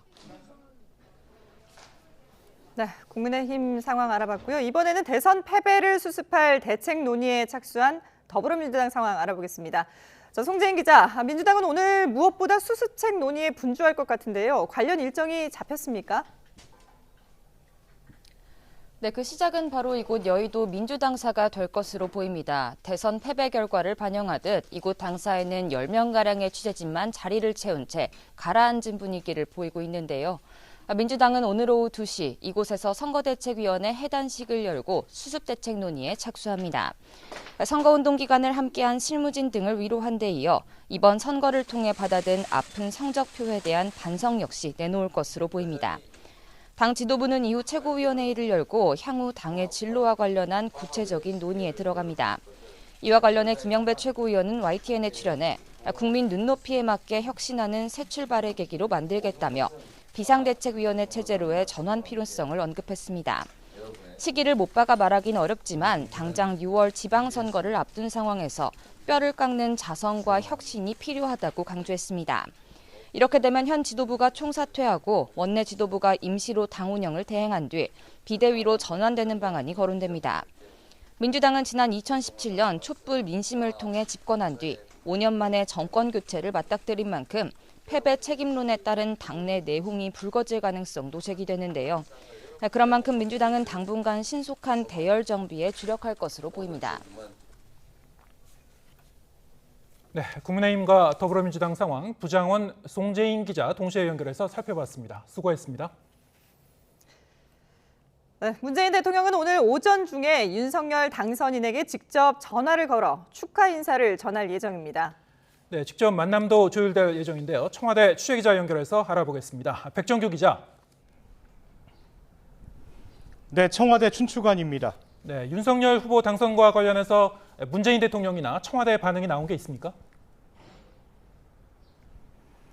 네, 20대 대통령 선거에 당선인이 확정됐지만 아직 청와대의 공식 반응은 나오지 않았습니다. 문재인 대통령의 입장도 전해지지 않은 것으로 전해지고 있는데요. 문 대통령은 오늘 관리에 따라서 오전 중에 윤석열 당선인과 전화 통화를 할 예정입니다. 문 대통령은 어제 특별한 일정을 잡지 않고 김정숙 여사와 함께 투표 상황을 지켜본 뒤에 밤사이에는 개표 방송을 시청했습니다. 애초 새벽 1시쯤 당선인 윤곽이 나오면 바로 당선인과 통화를 할 예정이었지만 초박빙 상황이 이어진 터라 당선인 확정이 늦어지면서 통화는 오늘 오전 중에 진행이 됩니다. 또 문 대통령은 오늘 중에 유영민 대통령 비서실장을 통해서 당선인에게 축하 난도 전달할 예정입니다. 비서실장 예방 때 문 대통령과 당선인 측의 청와대 초청 회동 일정도 조율할 것으로 보이는데요. 청와대는 당선인의 일정을 고려해서 회동 시기와 형식을 결정한다는 방침입니다. 회동이 이뤄진다면 문 대통령과 윤 당선인은 지난 2020년 6월 이후 21개월 만에 대면하게 됩니다. 청와대 핵심 관계자는 YTN과의 통화에서 청와대 초청 회동 일정을 급하게 조율하지는 않을 것으로 예상한다고 밝혔습니다. 문 대통령이 별도의 국민통합 메시지를 낼지도 주목되는데요. 20대 대통령 당선인이 결정된 만큼 이제 분열이 아니라 통합의 정치를 위해 노력하자는 메시지가 나올 것으로 보입니다. 청와대 핵심 관계자는 아직 결정된 것은 없지만 오전에 문 대통령과 참모진 사이 회의가 이루어지는 만큼 이와 관련한 언급이 있을 것으로 보인다고 설명하기도 했습니다. 이제 문 대통령의 임기가 2달 남았는데요. 평소 말년 없는 정부를 거듭 강조해온 만큼 남은 기간 문 대통령은 코로나 대응과 공급망 불안, 물가 상승 등 차기 정부에 부담을 줄 수 있는 부분에 대해서 대응에 주력할 것으로 전망됩니다. 또 대통령 인수위원회가 출범하면 본격적인 지원에도 나설 것으로 보입니다. 지금까지 청와대 춘추관에서 YTN 백종규입니다.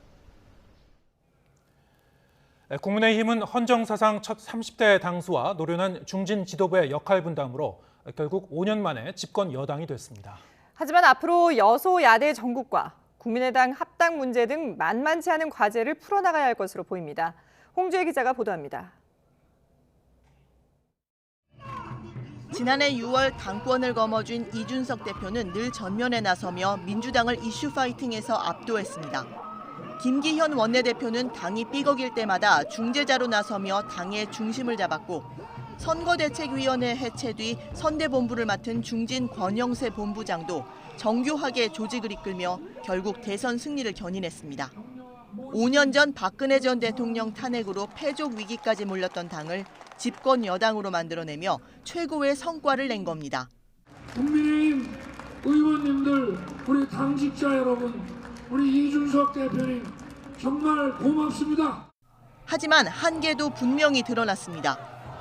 이 대표의 세대 포위론과 이대남 전략이 갈라치기 논란을 불러일으킨 가운데 출구조사에서도 2030 여성들의 반감이 확인됐고 예상과 달리 1%포인트 이내 차이로 겨우 승리를 했기 때문입니다. 안철수 대표와 전격 단일화 뒤 약속한 국민의당과 화학적 결합도 난관으로 꼽힙니다. 생각보다 단일화 효과가 나타나지 않은 만큼 합당 뒤 지분과 지방선거 공천을 두고 갈등이 빚어질 가능성을 배제할 수 없습니다. 이와 함께 제1야당이 된 더불어민주당의 협조 없이는 법안 하나도 처리할 수 없는 여소야대 정국을 어떻게 극복할지도 관심입니다. 특히 야당의 집중 견제로 국무총리와 장관들이 청문회 문턱을 넘지 못한다면 정권 초기 국정 동력이 급격히 약해질 우려도 있습니다. YTN 홍주혜입니다. 170명이 넘는 거대 집권 여당 민주당은 대선 패배와 함께 이제 야당의 길을 가게 됐습니다. 대선 패배의 책임론을 두고 지도부 거취를 포함해 당군 간 강력한 후폭풍이 불가피해졌습니다. 김태민 기자가 보도합니다. 이재명 후보의 패배가 확정된 뒤 민주당 개표 상황실에는 무거운 침묵만 흘렀습니다. 박빙 승부가 예상된다는 출구조사에 환호했던 것도 잠시, 지도부는 일제히 고개를 숙였습니다. 이재명 후보의 패배 선언 뒤 지도부는 별다른 입장을 내지 않았는데 민주당에는 대선 패배로 인한 상당한 충격파가 몰아칠 것으로 보입니다. 당장 당 지도부의 거취도 불확실합니다. 총선 불출마까지 걸고 배수진을 쳤던 송영길 대표를 포함해 지도부 총사퇴까지 거론됩니다. 경선 과정에서 지지 후보별로 갈렸던 당내 갈등이 대선 패배를 계기로 다시 불거질 수 있다는 우려 섞인 전망도 나옵니다. 정권 연장에 실패한 책임을 두고 잘잘못을 따지다 더 극심한 내용에 빠질 수도 있다는 겁니다. 게다가 민주당은 당장 석 달 뒤 지방선거까지 앞두고 있습니다. 대선에서 승리한 쪽이 다음 선거에서 이길 가능성이 높다는 점에서 민주당의 고심은 깊어질 수밖에 없어 보입니다. 170석이 넘는 거대 집권 여당에서 앞으로 야당의 길을 가야 하는 민주당은 대선 패배의 충격을 얼마나 빨리, 얼마나 질서 있게 수습하느냐에 향후 미래가 달려있다는 분석입니다. YTN 김태민입니다.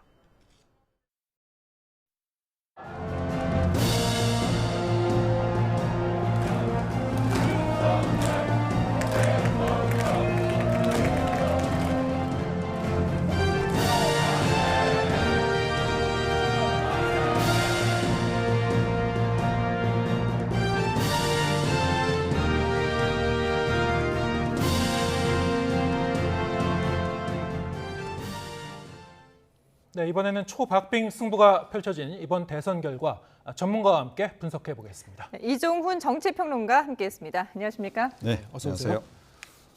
네, 이종훈 평론가께서도 밤을 새신 것 같은데요. 네, 그렇습니다. 예, 자, 이 개표 결과를 보면서 좀 많은 분들이 이 손에 땀을 쥐게 하는 그런 장면을 보셨을 것 같은데, 자, 이 정도로 초박빙일 줄은 예상하셨습니까? 저는 사실은 이렇게 초박빙일 줄은 몰랐습니다. 그러니까 윤석열 후보가 이길 가능성이 높다라고 보긴 했는데 제 예상치보다도 상당히 지금 초박빙이었던 게 확인이 됐고요. 저는 오히려 그 이번에 좀 약간 틀려서 약간 논란이 되고 있는 그 여론조사 업체들 그쪽 그 전망하고 전 비슷한 전망을 했던 바가 있습니다. 네. 그러면 그 여론조사 업체들하고 비슷한 전망을 하셨다는데 그 결과적으로 예측이 달랐던 결정적인 게 어떤 부분이었을까요? 그 단일화 효과에 대한 부분에서 좀 판단이 좀 갈린 것 같습니다. 저는 단일화 효과가 확실히 좀 있을 것이다 이렇게 좀 본 편인데 결과적으로 보니까 단일화 효과 못지않게 후폭풍도 많이 불었던 그래서 상쇄가 되면서 별로 이렇게 윤석열 후보의 그 지지율 상승에 별로 도움이 안 됐던 그런 그 결과가 나온 게 아닌가 이렇게 생각이 됩니다. 단일화 자체가 문제였던 건가요? 아니면 단일화의 시기가 문제였다고 보시는 건가요? 단일화 시기가 가장 결정적인 부분이 아니었나 싶어요. 그러니까 만약에 단일화가 뭐 그야말로 투표용지 인쇄 전에 좀 미리 좀 이루어졌더라면 효과가 충분히 좀 났을 수 있는데 이게 좀 너무 늦어지면서 효과가 많이 반감했다. 제가 이 반감이라는 표현을 썼었는데요. 방송에서 딱 정말로 절반의 효과만 난 그런 상황이 아닌가 이렇게 생각합니다. 네, 지금 뭐 예상 외에 이제 결과가 나온 부분들이 있기 때문에요. 그 부분은 이제 이슈별로 하나하나 저희가 이제 짚어볼 텐데요. 단일화 관련해서 지금 방금 말씀하셨습니다만 이 단일화의 효과가 예상보다 그렇게 크진 않았었던 것 같다. 그러니까 이 문제와 합해서 이번에는 이제 이 세대 간의 그 어떤 구도 그리고 이 성별 간 구도, 자, 이 표심의 이 방향이 좀 많이 엇갈려 나왔어요. 자, 이것도 이제 단일화와 좀 맞물려서 같이 해석할 수 있을까요? 뭐 그렇게 볼 수 있는 측면이 있습니다. 그러니까 단일화 이후에 사실은 지금 결과론적인 얘기이긴 한데 그러니까 20대 여성 표심이 많이 움직인 것 같습니다. 그래서 20대 여성 표심이 상당히 부동층으로 좀 많이 남아 있었던 그런 그 상황이었었거든요. 막판에. 그런데 이 표심이 이재명 후보 쪽으로 많이 이동을 한 것이 좀 확인이 좀 되고 있습니다. 그래서 이 이대녀들이 이제 끝까지 좀 관망을 했던 것 같아요. 그런데 어찌됐건 단일화에 좀 약간 실망감, 거기에 더해서 또 윤석열 후보가 좀 지속적으로 그 20대 남성, 그러니까 이대남 위주의 정책을 이렇게 공약을 내걸고 펼친 점, 그런 것에 대한 거부감, 이런 것 때문에 막판 결집을 좀 했던 측면이 좀 꽤 있다. 이것도 사실은 그 지지율, 그러니까 득표율 격차를 좀 줄이는데 결정적 변수 중에 하나였다 이렇게 생각을 합니다. 우리가 이제 그 개표하기 전에 선거 과정에서 이번 대선의 관전 포인트를 꼽았던 것이 방금 분석해주신 그런 세대별로 어떻게 나타나느냐 그런 부분과 함께 이제 지역 간의 그 어떤 표심도 많이 얘기했거든요. 지역주의가 이번에는 좀 완화될 것이다라고 예상들을 했는데 막상 결과를 보면 또 딱히 그렇지도 않은 것 같아요. 그러니까 영남권에서는 많이 깨졌죠. 그러니까 뭐 특히 이제 부울경 지역에서는 이재명 후보 득표율도 상당히 높게 나왔고 또 심지어 그 대구 경북 지역에서조차도 20% 넘게 이렇게 좀 득표를 했습니다. 사실은 지금 국민의힘 쪽에서도 윤석열 후보가 호남 쪽에서 적어도 한 20% 이상 득표하기를 굉장히 희망하지 않았습니까?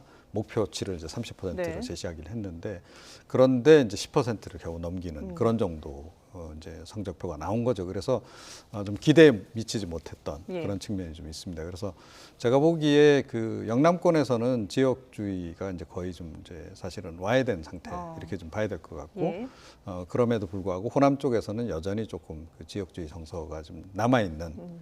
그래서 어떻게 보면 지역주의 타파라고 하는 역사적 과제라는 관점에서 보자면 여전히 지금 앞으로 해야 될 일이 좀 남아 있는 그런 그 상황이다 이렇게 말씀드릴 수 있겠습니다. 네, 이번에 그 투표율이 뭐 한 80%를 좀 넘지 않을까 이런 좀 기대감 섞인 전망도 있었습니다만 결과론적으로 보면은 80%는 넘지 못했고요.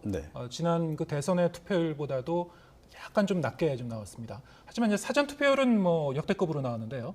아까 말씀하신 대로 이 사전 투표율이 상당히 높아진 것이 이 단일화 직후에 이 호남권이나 더불어민주당 지지자들이 좀 굉장히 급작스럽게 결집한 그런 결과로 좀 많이 해석이 됐거든요. 어떻게 보셨습니까? 네, 그런 측면이 좀 존재하긴 합니다. 그런데 사실은 이제 뭐 이제는 사전 투표가 많이 정착이 되고 그래서 국민들이 이제 거부감이 별로 없이 그냥 본투표, 사전투표 가리지 않고 자기가 편리한 시간에 가서 투표하는 이런 게 이제 많이 좀 일반화가 좀 돼 있는 그런 게 이제 한 작용을 좀 한 측면도 있고 또 코로나19 상황 때문에 그래도 확진 판정 혹시 받을지도 모르는 상황이기 때문에 그 전에 건강할 때 빨리 투표하자 이 심리도 좀 작용했던 것 같고요. 그와 더불어서 역시 좀 그 양진영에서 좀 총동원령 비슷한 거를 좀 내리면서 좀 표가 결집하는 그런 현상들이 있었고 확실히 호남 쪽에서 이제 사전 투표율이 좀 높게 나오지 않았습니까? 네. 그거는 이제 역시 단일화 역풍이 이제 그쪽에서 많이 불었던 그런 효과도 좀 많이 작용했다 이렇게 좀 보고요. 그런데 사실은 그 호남권에서 사전 투표 그 투표율이 높아지면서 네. 이 본투표 때 보면 의외로 대구 경북 지역에서 투표율이 높게 나왔습니다 이번에. 예. 그러니까 이쪽도 투표를 또 동료가 된 거예요? 그러니까 투표 참여를 좀 이렇게 유발한 그런 그 측면도 좀 존재한다 이렇게 좀 생각을 합니다. 네. 저희가 얘기를 나누는 동안에 스튜디오에 한 분이 더 오셨습니다. 배종찬 인사이트K 연구소장 함께 자리해 주셨는데요. 먼저 좀 처음부터 곤란한 질문을 드려야 될 것 같아요. 이번에 그 대선 개표 이후에 각 방송사의 이제 출구조사는 상당히 적중률이 높았던 반면에 여론조사는 결과가 완전히 달라서 좀 지금 많은 지적들을 하고 있거든요. 여론조사 전문가로서 어떻게 보셨어요? 글쎄 뭐 자기 합리화가 될 수는 있는데 왜냐하면 공표 금지하는 기간이 있었지 않습니까? 이 공표 금지하는 기간 동안에 또 붙어 있었어요. 그러니까 이번 선거 결과가 비슷한 여론의 추세가 또 나타났었거든요. 그런 만큼 또 이 선거 여론조사에는 무응답층, 그러니까 누구를 지지하지 않는다고 하는 응답자들이 누구에게 투표할지는 또 알 수가 없는 길이기 때문에 사실 그것까지 감안한다면 그래도 대체로 추세적으로 본다면 상당히 여론조사가 적중했다고 볼 수가 있는 거죠. 마지막 공표된 여론조사도 거의 두 후보가 붙어있는 조사 결과들이 많았거든요. 그런 만큼 출구조사도 아주 그 기술력이나 노하우가 빛났다고 볼 수 있지만 여론조사도 대체적으로 이번 선거의 판세를 뭐 예측하는데 그러니까 선거 여론조사가 또 선거 결과를 예측하는 조사는 아니거든요. 근데 그렇게 또 차별해서 또 구분해서 보더라도 선거 여론조사의 대체적인 추세는 적중을 했다고 볼 수 있는 것이죠. 네. 지금 이번에 이제 그 후보 단일화가 상당히 이제 막바지에 갑작스럽게 이루어져서요. 바로 이제 그 사전 투표 그리고 여론조사 공표가 이제 금지되는 기간으로 이제 들어가 버렸는데 자, 그렇다 보니까 이제 어제 이 저녁에 방송사들의 출구조사 결과를 보고 많은 전문가분 그리고 이제 정당 관계자들도 좀 놀란 부분이 몇 가지 있었을 것 같아요. 특히 보면은 이제 그 20대, 30대 그 젊은 그 여성들의 표심이 남성들과 상당히 정반대로 이제 분산돼 갖고 나타난 부분이 있었는데 어떻게 보셨습니까? 바로 그 부분이 우리가 우려했던 부분이거든요. 왜냐하면 뭐 선거 결과를 떠나서 남녀 간에 이렇게 균열되고 분열되는 현상이 됐다는 것은 결코 우리가 갈라치기를 좋게 볼 수는 없는 거 아니겠습니까? 그러니까 단일화가 일종의 하나의 자극제가 됐던 걸로 보입니다. 이준석 대표와 관련해서 계속해서 2대남, 3대남 결집 이것에 대한 반발 심리가 유권자 심리로 작동되면서 20대, 30대 여성 유권자들은 또 이재명 후보 쪽으로 결집하는 현상을 보였거든요. 그러니까 단일화와 관련해서는 많은 분들이 궁금하실 거예요. 결과적으로는 도움이 된 것이냐 아니냐. 결과적으로 도움이 된 거죠. 만약 그렇지 않다면 안철수 후보가 끝까지 완주했다면 안철수 후보가 가져가는 유권자를 생각한다면 호남에서든 영남에서든 윤석열 후보는 상당히 부담스러울 수밖에 없거든요. 그런 변동성을 해소했다는 것만으로도 윤석열 후보에게는 상당히 단일화 효과가 있었다. 상징적인 효과일지라도 있었다고 볼 수 있는 것이고 우리가 지금 후보 간의 연대나 단일화를 따져본다면 이재명 후보는 또 김동연 후보와 사실상 단일화를 한 사람이 만약에 두 분도 진행자 두 분도 그리고 우리 이종훈 박사님도 이재명 후보와 심상정 후보가 단일화를 했으면 어떨까요? 지금 뭐 산술적으로 보면은 이재명 후보가 이제 이기는 거로 나왔겠죠. 그러니까요. 그것이 2012년의 경우에는 철저한 양강 구도가 됐거든요. 근데 이번에는 이 정도로 근접하는 선거 결과가 나올 줄 몰랐지만 그냥 가정을 해본다면 이재명 후보와 심상정 후보가 단일화를 했다면 또 다른 결과가 나올 수도 있었던 것이죠. 근데 그동안의 그 여론조사 보면 양강 구도로 두 후보가 뭐 접전을 벌이긴 했습니다만은 앞서서 이제 그 깜깜이 기간 동안에도 상당히 접점을 이루는 그런 결과가 나왔다고 말씀하셨잖아요. 민심이 어떤 부분에서 이렇게 두 후보를 그러면은 지지를 했던 건가요? 크게 이제 두 가지로 봐야 되겠죠. 하나는 이제 뭐 이재명 후보가 내세우고 있는 정치 교체고 윤석열 후보가 이야기하는 정권 교체인데 그만큼 이번 대선은 정권 교체 대선이에요. 그 여론이 상당히 부각될 수밖에 없는 구조적 성격을 가지고 있는 것이죠. 그러니까 안철수 후보와 단일화하면서 지지율은 어떤 변화가 있든 없든 이 정권 교체 여론이 부각되는 상징적인 효과는 분명히 있는 거죠. 반면에 이 단일화 때문에 그런 건 아닙니다. 네. 단일화를 자극으로 해서 20대, 30대 여성은 아니 이준석 대표, 윤석열 후보 왜 그렇게 2대남, 3대남 병사 월급 200만 원, 여성가족부 폐지 이런 자극이 뒤늦게 나타나면서 20대, 30대 여성은 확실히 이 공표금지 기간 동안에 이재명 후보 쪽으로 돌아서는 그래서 20대에서 보면 20대 남녀 전체를 놓고 보면은 윤석열 후보가 앞서는 것도 아닙니다. 거의 비슷해요. 예. 출구조사 결과에 보면 그 이야기는 뭐냐?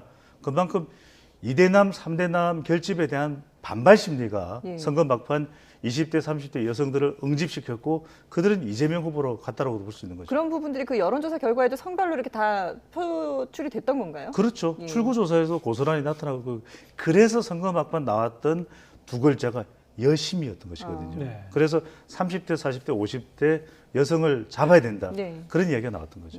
자, 그렇기 때문에 이제 국민의힘 측에서는 뭐 승리는 했지만 자, 이 순간 이제 축포를 터뜨리기보다는 자, 이 과정을 좀 복귀해보고 어떤 부분을 이제 더 성찰하고 좀 토론을 해서 자, 앞으로 이제 과제로 삼아야 될지 잘 생각해 봐야 될 것 같은데요. 자, 이번 선거에서 나타난 이른바 이제 시대 정신, 우리가 이제 시대 정신이 뭔가 그런 얘기를 좀 많이 했습니다만 정권 교체 같은 경우에는 사실 이제 정권이 이쪽에서 저쪽으로 바뀐 이제 물리적인 변화일 수도 있는데 그럼 정권 교체를 해서 우리가 무엇을 할 것인가? 어떤 구체적인 어떤 정신과 지향점, 저 어떤 거라고 보십니까? 근데 이제 정권 교체의 배경이 된 것은 그러니까 문재인 정부 5년 동안의 누적된 실정에 대한 실망감 이게 반영이 된 거거든요. 네. 그래서 문재인 정부에서 실패한 정책을 다 좀 고쳐라라고 하는 의미가 담겨 있는 겁니다. 네. 그래서 뭐 이제 그 선거 과정에서도 윤석열 후보 같은 경우에 뭐 시장 중심의 어떤 경제 정책이라든가 또 기업 중심의 어떤 그런 경제 정책 또 안보 분야에 있어서 뭐 좀 그동안에 좀 어떻게 보면 전략적 모호성 뭐 이런 거를 좀 버리는 그런 이제 그 좀 확실한 그런 전환 이런 것들을 얘기했기 때문에 그런 것들이 다 반영이 돼 있는 거다라고 봐야 됩니다. 이번 네. 투표 결과에. 그래서 일단은 그 방향으로 가는 것은 맞는데 그런데 이 투표 결과를 보게 되면 굉장히 지금 거의 국론이 딱 양분이 된 그런 네. 게 다시 또 확인이 됐다는 거죠. 그러면 윤석열 후보가 가고자 하는 방향을 찬성하는 사람들이 조금 더 많긴 한데 또 그에 못지않은 그 숫자가 또 그 반대하는 사람들도 있다라는 네. 걸 의미를 한다는 거죠. 그렇다면 이걸 어떻게 조화를 시켜야 될 것이냐 하는 겁니다. 그래서 당장 뭐 그래서 어저께 당선 그러니까 오늘 새벽이죠. 당선 확정 직후에 협치 얘기를 하기도 네. 했고 실제로도 뭐 지금 구조적으로도 협치를 하지 않으면 임기 초반에 아무것도 할 수가 없는 그런 그 상황입니다. 그래서 그런 부분들을 이제 앞으로 인수위 과정에서 좀 이렇게 잘 조율해내는 그런 과정들이 이제 불가피하게 전개가 되어야 할 것 같고 그래서 사실은 어차피 지금 뭐 통합 얘기하고 협치 얘기를 이제 계속 해온 마당이라면 인수위 구성 자체도 그런 그 통합 인수위 형태로 그래서 좀 야권 인사들도 참여시키고 부분적으로 그렇게 해나갈 필요가 좀 있지 않을까. 네. 그렇지 않으면 사실은 이 정책 전환한다는 것이 경착륙이 될 가능성이 좀 꽤 있다. 좀 이렇게 말씀드릴 수 있겠습니다. 정말 이번 대선은 후보들이 또 선거 캠페인 내내 강조하기도 했지만 저는 세 가지라고 봅니다. 첫 번째는 통합. 갈라져도 너무 갈라진 거죠. 네. 어떻게 선거 결과가 0.8%포인트 차 25만 표 불과 이렇게 결론이 나오면 결선 투표가 없는 선거의 위험성이 이런 부분이거든요. 예. 누가 수용할 수 있을까? 그렇기 때문에 통합이 강조될 수밖에 없고 젠더 갈등도 그런 부분이고 또 하나 중요한 것은 소통입니다. 문재인 대통령은 취임 일성이 기과결 아니겠습니까? 기과결. 기회는 평등하게, 과정은 공정하게, 결과는 정의롭게 그렇게만 됐다면 이번 대선에서 정권 교체 여론이 그렇게 높지 않았을 텐데 바로 소통의 문제입니다. 소통은 개인적인 대통령이 지도자로 정치인을 소통해는 정책적 소통을 해야 되는 것이거든요. 왜 조국 전 장관을 임명했는지, 왜 윤석열 당선인을 검찰총장으로 임명할 수밖에 없었는지 그런 소통이 부족했기 때문에 여의도 집회, 광화문 집회, 또 서초동 집회가 열렸던 것이거든요. 네. 국민이 쪼개지고 또 쪼개졌던 겁니다. 그것을 다독일 수 있는 소통이 윤석열 당선인도 필요하고 이재명 후보자도 낙선을 했지만 유력한 또 정치인입니다. 네. 그런 게 필요한 것이고 저는 마지막으로 중요한 게 이번 대선은 더 이상 이제 이데올로기 선거는 아니다. 무슨 말씀이냐면 진영간 치열하게 누룽지 대선 한 표라도 더 긁어 모아야 되는 대선이기 때문에 호남 결집하고 또 이겨야 되기 때문에 영남이 결집한 거지. 이제는 87년부터 97년까지 지역 감정 대선이 아닙니다. 예. 지역 감정으로 우리가 어르렁거리는 대선은 아니라는 것은 이제는 이익입니다. 이데올로기가 아니라 이익, 인터레스트의 선거가 된 만큼 그래서 MZ세대 여성 중도층 이야기를 하는 것입니다. 여기 달라진 우리 유권자에 부합하는 그런 이제 정치적 변화가 와야 되는 것이죠. 예. 근데 사실 이 국민 통합이라든지 소통이라는 얘기는 뭐 선거 때마다 나오고 늘 강조가 되는 부분이지 않습니까? 근데도 아직까지 이루지 못하는 그런 큰 과제인데 앞서서 이제 윤석열 당선인도 당선 직후에 밝힌 소감에서 통합을 이루겠다라고 얘기를 했고 이재명 후보 역시 패배를 승복하면서 축하도 하고 또 그러면서도 통합을 이제 해달라고 부탁을 하기도 했거든요. 어려운 문제잖아요. 예, 그렇습니다. 그래서 사실은 그 인수위 단계부터 하지 않으면 이게 참 어렵습니다. 그러니까 통상적으로 이제 인수위가 만들어지게 되면 이게 일종의 어떻게 보면 좀 그 전리품을 나누는 그런 그렇죠. 그 위원회 비슷하게 돼요. 예. 그래서 자리 나누기 네네. 하고 뭐 자기들끼리 이제 뭐 권력을 나누는 이거에 논의가 이제 집중될 우려가 좀 있습니다. 사실은 그렇게 되다 보면 아무래도 이제 외부에 대해서는 좀 배타적이 되는 거죠. 그러면 이제 정책의 설계라고 하는 것도 그들만의 생각들 중심으로 이게 짜여지게 되고 네. 그러면 이제 조금 전에 소통 얘기했습니다만 외부하고 소통 없이 그렇게 막 일방적으로 만들다 보면 나중에 그걸 이제 집행하는 과정에서 뭐 당장 부처에서부터 반발에 봉착하게 되고 또 야당의 반발에 봉착하게 되고 이런 상황이 이제 벌어지는 겁니다. 지금 환경적으로도 보면 지금 사실은 뭐 말은 통합을 얘기하지만 통합으로 가기 좀 힘든 그런 악조건들이 좀 이렇게 놓여 있죠. 많이 있죠. 당장은 이제 지방선거가 예. 바로 이제 코앞이기 때문에 선거 앞두게 되면 역시 또 대결 구도로 안 갈 수가 없거든요. 네. 서로 어찌됐건 뭐 뺏고 또 빼앗아 와야 되는 그런 그 싸움으로 전개가 되다 보니 이제 그래서 사실은 지방선거 국면으로 본격적으로 접어들기 전에 빨리 인수위 초기부터 그런 그 장치를 만들지 않으면 안 되는 이제 그런 그 상황인데 과연 그걸 순발력 있게 해낼 수 있을지 잘 모르겠어요. 그다음에 이거는 사실은 또 야당도 협조를 적극적으로 해줘야 되는 부분이잖아요. 네. 문재인 대통령도 뭐 야권 인사 이렇게 영입해서 뭐 그 내각에 입성시키려고 했는데 야당이 이런저런 이유로 불참을 했던 그런 이제 전례가 있는데 야당의 태도도 굉장히 중요하다. 근데 이번 같은 경우에는 야당이 좀 거대 좀 야당이지 않습니까? 그래서 조금 더 이제 그 대선 때 이 본인들이 얘기했던 그 통합 정신에 따라서 네. 좀 그 적극적으로 협조를 해주는 그런 모습을 보인다면 아마 새로운 정치가 좀 열리지 않을까 이렇게 생각합니다.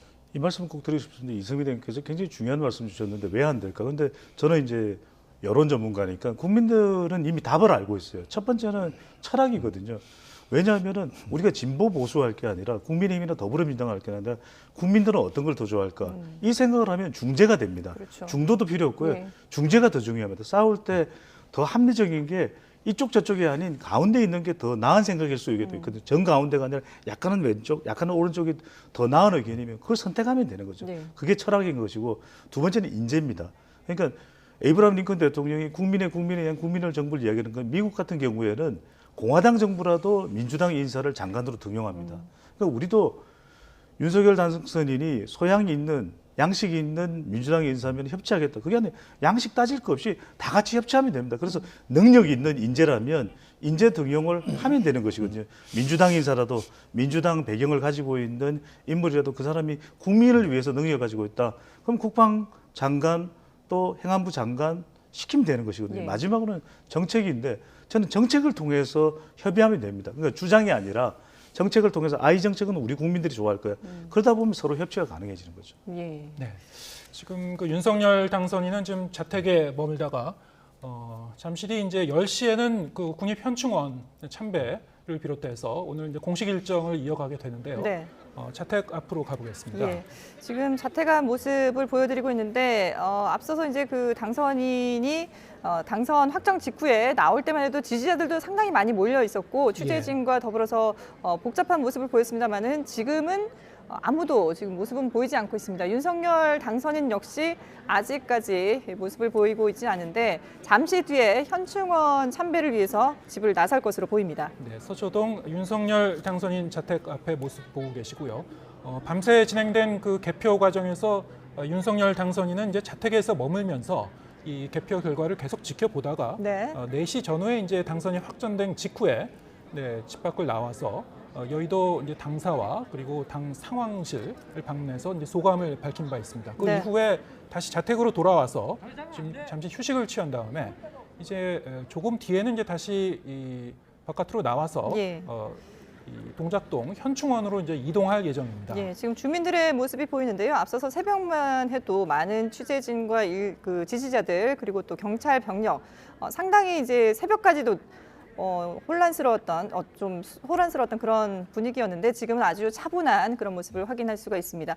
윤석열 당선인 지금 글쎄요, 뭐 벅참도 있고 또 피로감도 있고 여러 가지 그 감정이 교차할 것 같은데요. 어떤 생각을 하고 있을까요? 일단은 피로감이 많이 몰려오겠죠. 예. 그러니까 뭐 이번 대선 일정 굉장히 이제 힘들지 않았습니까? 뭐 이제 워낙 정치를 하고 선거를 많이 치러보신 분들은 그래도 좀 익숙해요. 네네. 그래서 이제 그야말로 호흡 조절해가면서 선거운동도 하고 하는데 이번 같은 경우에 아마 그 윤석열 후보는 과거에 정치 경험도 없고 해서 그야말로 무한 질주를 하셨을 겁니다. 예. 그래서 일단 뭐 이렇게 그 승리가 확인된 순간 긴장이 좀 확 풀어지는 이제 그런 그 상황이 아닐까 이렇게 좀 생각이 들고 이때 이제 건강 관리 잘해야 하는 거죠. 예, 그런데 지금은 이제 어찌됐건 긴장감을 그 이완시킬 때가 아닙니다. 지금부터 할 일이 또 더 많거든요. 사실 따지고 보면.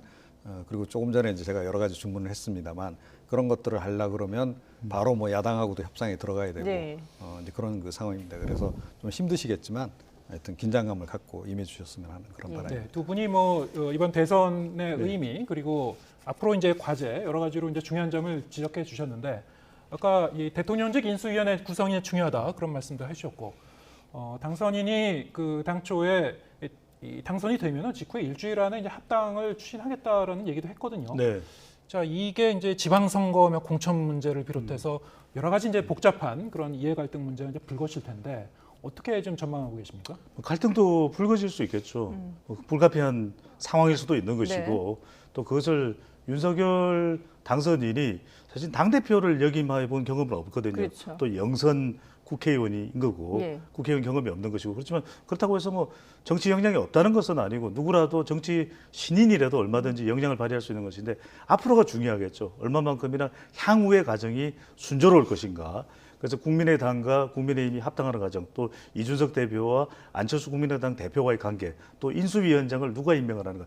중요한 건 두 가지가 있습니다. 하나는 문재인 정부의 정책들을 또 어떻게 이어가느냐, 개성하느냐. 실제 그럴 수 있습니다. 정권이 교체되었다 하더라도 그런 소통이 중요한 거죠. 그냥 문재인 정부와 반대로만 하겠다. 그것은 인수위의 성격이 아닌 것이거든요. 또 더 중요한 것은 표를 얻기 위해서 숱한 공약들이 난무했습니다. 쏟아냈고. 그런데 그걸 다 할 수 있을까요?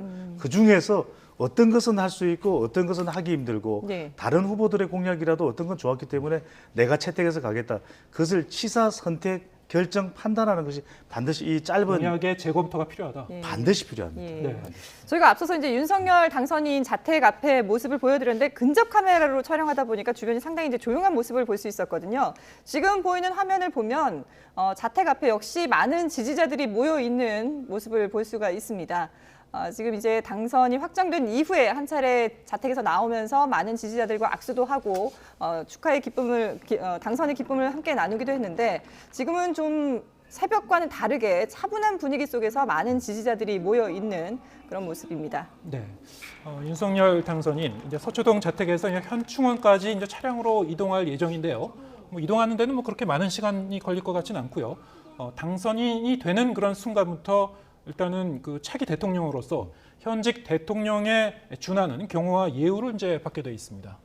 네, 그렇습니다. 그래서 모든 의전이 이제 대통령하고 거의 동일하게 그렇게 이제 진행이 되기 때문에 뭐 차량 에스코트 당연히 이제 진행이 될 거고 차량 통제도 할 것이고요. 그래서 뭐 어찌 됐건 그 이 당선인의 스케줄에 맞춰서 그렇게 다 경호는 뭐 제대로 정상적으로 진행이 될 것 같습니다.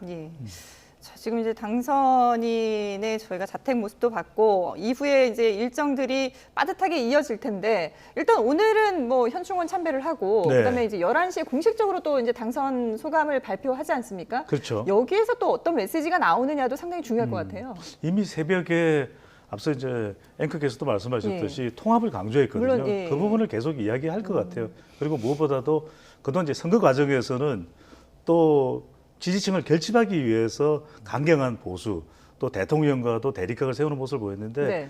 당선 소감을 이제 다시 정리해서 이야기할 때는 그렇지 않을 것 같아요. 예. 통합을 더 이야기하면서 문재인 대통령 따지고 보면 또 문재인 정부의 인사잖아요. 네. 그래서 그런 부분들을 재차 또 확인하면서 그런 정치적인 갈등 관계 없이 잘해 나가겠다. 네. 그리고 무엇보다도 뭐 이재명 후보 또 심상정 후보도 선전하지 않았습니까? 네. 최선의 노력을 기울였던 그렇지만 서로 간에 상당히 대결 구도였던 이런 선거였던 만큼 이 갈등을 싣고서 의회 다수당이 또 더불어민주당과 잘 협력하겠다 이런 부분들을 강조할 것으로 보입니다. 예. 네.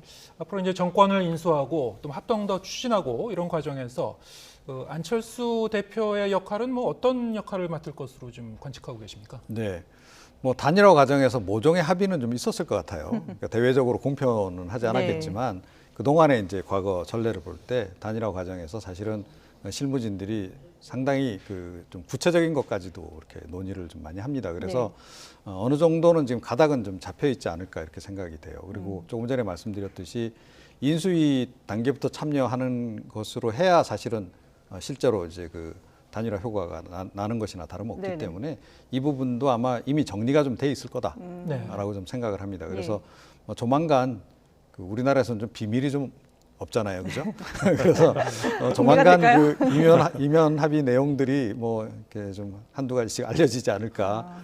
그런데 대체로 아마 그 인수위 때부터 이제 서로 협업을 해서 진행을 하게 되는 그런 과정으로 갈 것 같고 그와 동시에 투 트랙으로 합당 과정도 진행이 좀 되지 않을까 이렇게 생각합니다. 이준석 대표의 관계에도 이제 상당히 관심을 가지는데 오늘 그 이제 개표 상황실에서 윤석열 당선인하고 이제 축하를 기쁨을 나눌 때 바로 옆자리에서 안철수 대표와 이준석 대표가 이제 손을 맞잡고 같이 환호를 했거든요. 네. 근데 서로 뭐 대화를 하거나 얼굴을 보거나 이러진 않더라고요. 아직까지 좀 약간 냉랭한 기운이 느껴지기도 하던데 과연 합당 과정에서는 어떨까요? 선거 국면에서 계속 제기되어 왔던 것이 이준석 국민의힘 대표와 안철수 국민의당 대표 사이에 또 알력, 또 악감정이 좀 악감정이잖아요. 감정이 그런데 선거 국면에서 또 거의 막바지에 다다라서 이준석 대표가 방송에 나가서 안철수 대표 좋아한다.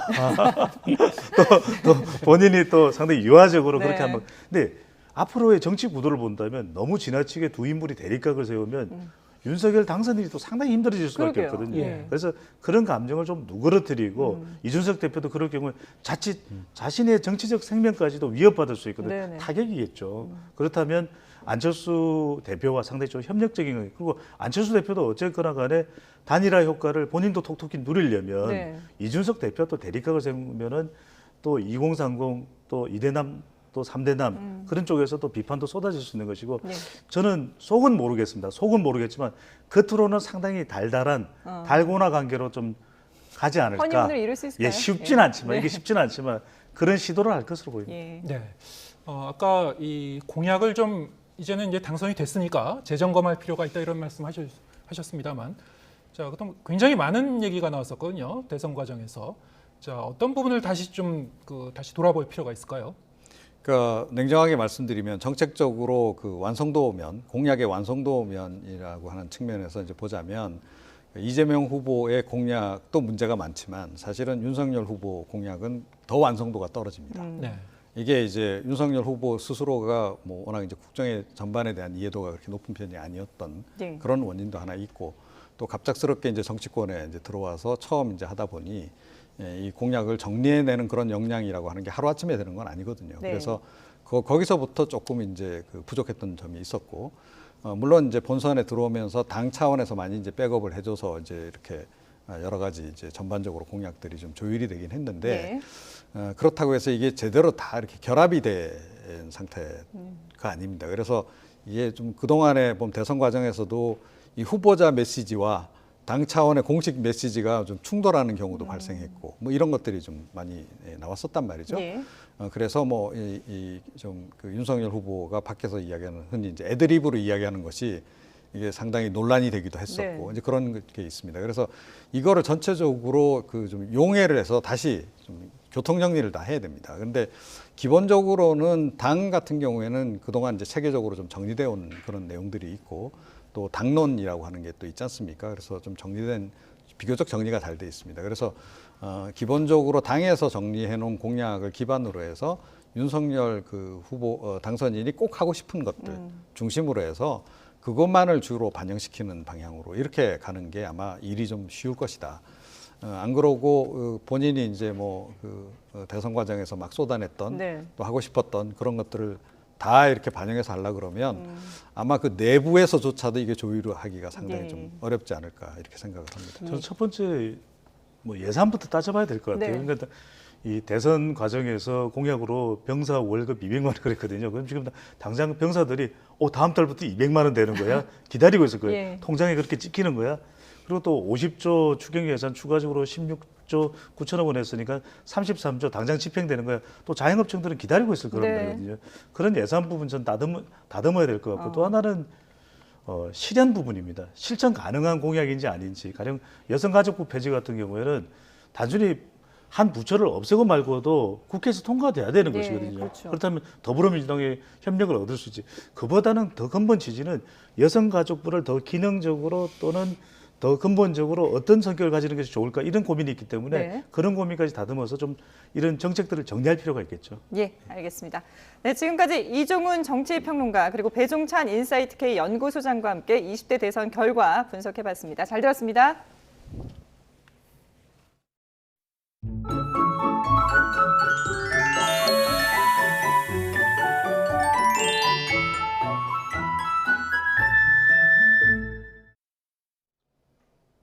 계절의 시계가 한 달가량을 앞서가고 있습니다. 오늘 서울의 한낮 기온은 16도까지 올라서 4월 상순에 해당하는 봄 날씨를 보이겠는데요. 일교차에는 각별히 주의를 하셔야겠습니다. 오늘도 곳곳에서 초미세먼지 농도가 짙게 나타나고 있습니다. 내일은 대기질이 더 탁해질 것으로 보여서 수도권에는 고농도 미세먼지 예비 저감 조치가 시행 중인데요. 외출 시에는 미세먼지용 마스크를 착용하셔야겠습니다. 건조 경보가 내려져 있는 동해안 지방 바람이 다시 강해지고 있습니다. 내일 새벽까지는 강한 바람이 불 것으로 보이니까요. 화재 예방에도 신경 써주셔야겠습니다. 낮 동안 포근한 봄 날씨가 이어지겠습니다. 오늘 서울의 한낮 기온은 16도, 부산은 17도를 보이겠습니다. 이번 휴일에는 전국에 단비가 내릴 전망입니다. 지금까지 날씨 정보였습니다. 네, 조금 전에 들어온 코로나 관련 속보 전해드리겠습니다. 코로나19 신규 확진자가 또다시 30만 명이 넘는 수치가 발표가 됐습니다. 32만 7,549명으로 나왔고요. 역대 두 번째로 많은 집계치로 확인이 됐습니다. 네. 그리고 앞서 윤석열 대변인이 이제 현충원을 가기 위해서 자택을 출발하는 모습을 저희가 보여드리려고 했는데요. 서초동에서 그 현충원까지 멀지 않기 때문에 좀 나오는 시간이 늦어지는 것 같습니다. 이어지는 뉴스 시간에 계속 전해드리겠습니다. 네, 윤석열 당선인 조금 뒤에는 이제 자택을 나와서 국립현충원으로 이제 자리를 이동하고 현충원 참배에 이어서 또 여의도로 옮겨서 이제 기자회견을 할 예정입니다. 자, 이 부분은 이제 이어지는 뉴스에서 계속 전해드리도록 하겠습니다. YTN 대선 특별 방송 민심 2022는 잠시 뒤에 계속됩니다. 함께해 주신 여러분 고맙습니다.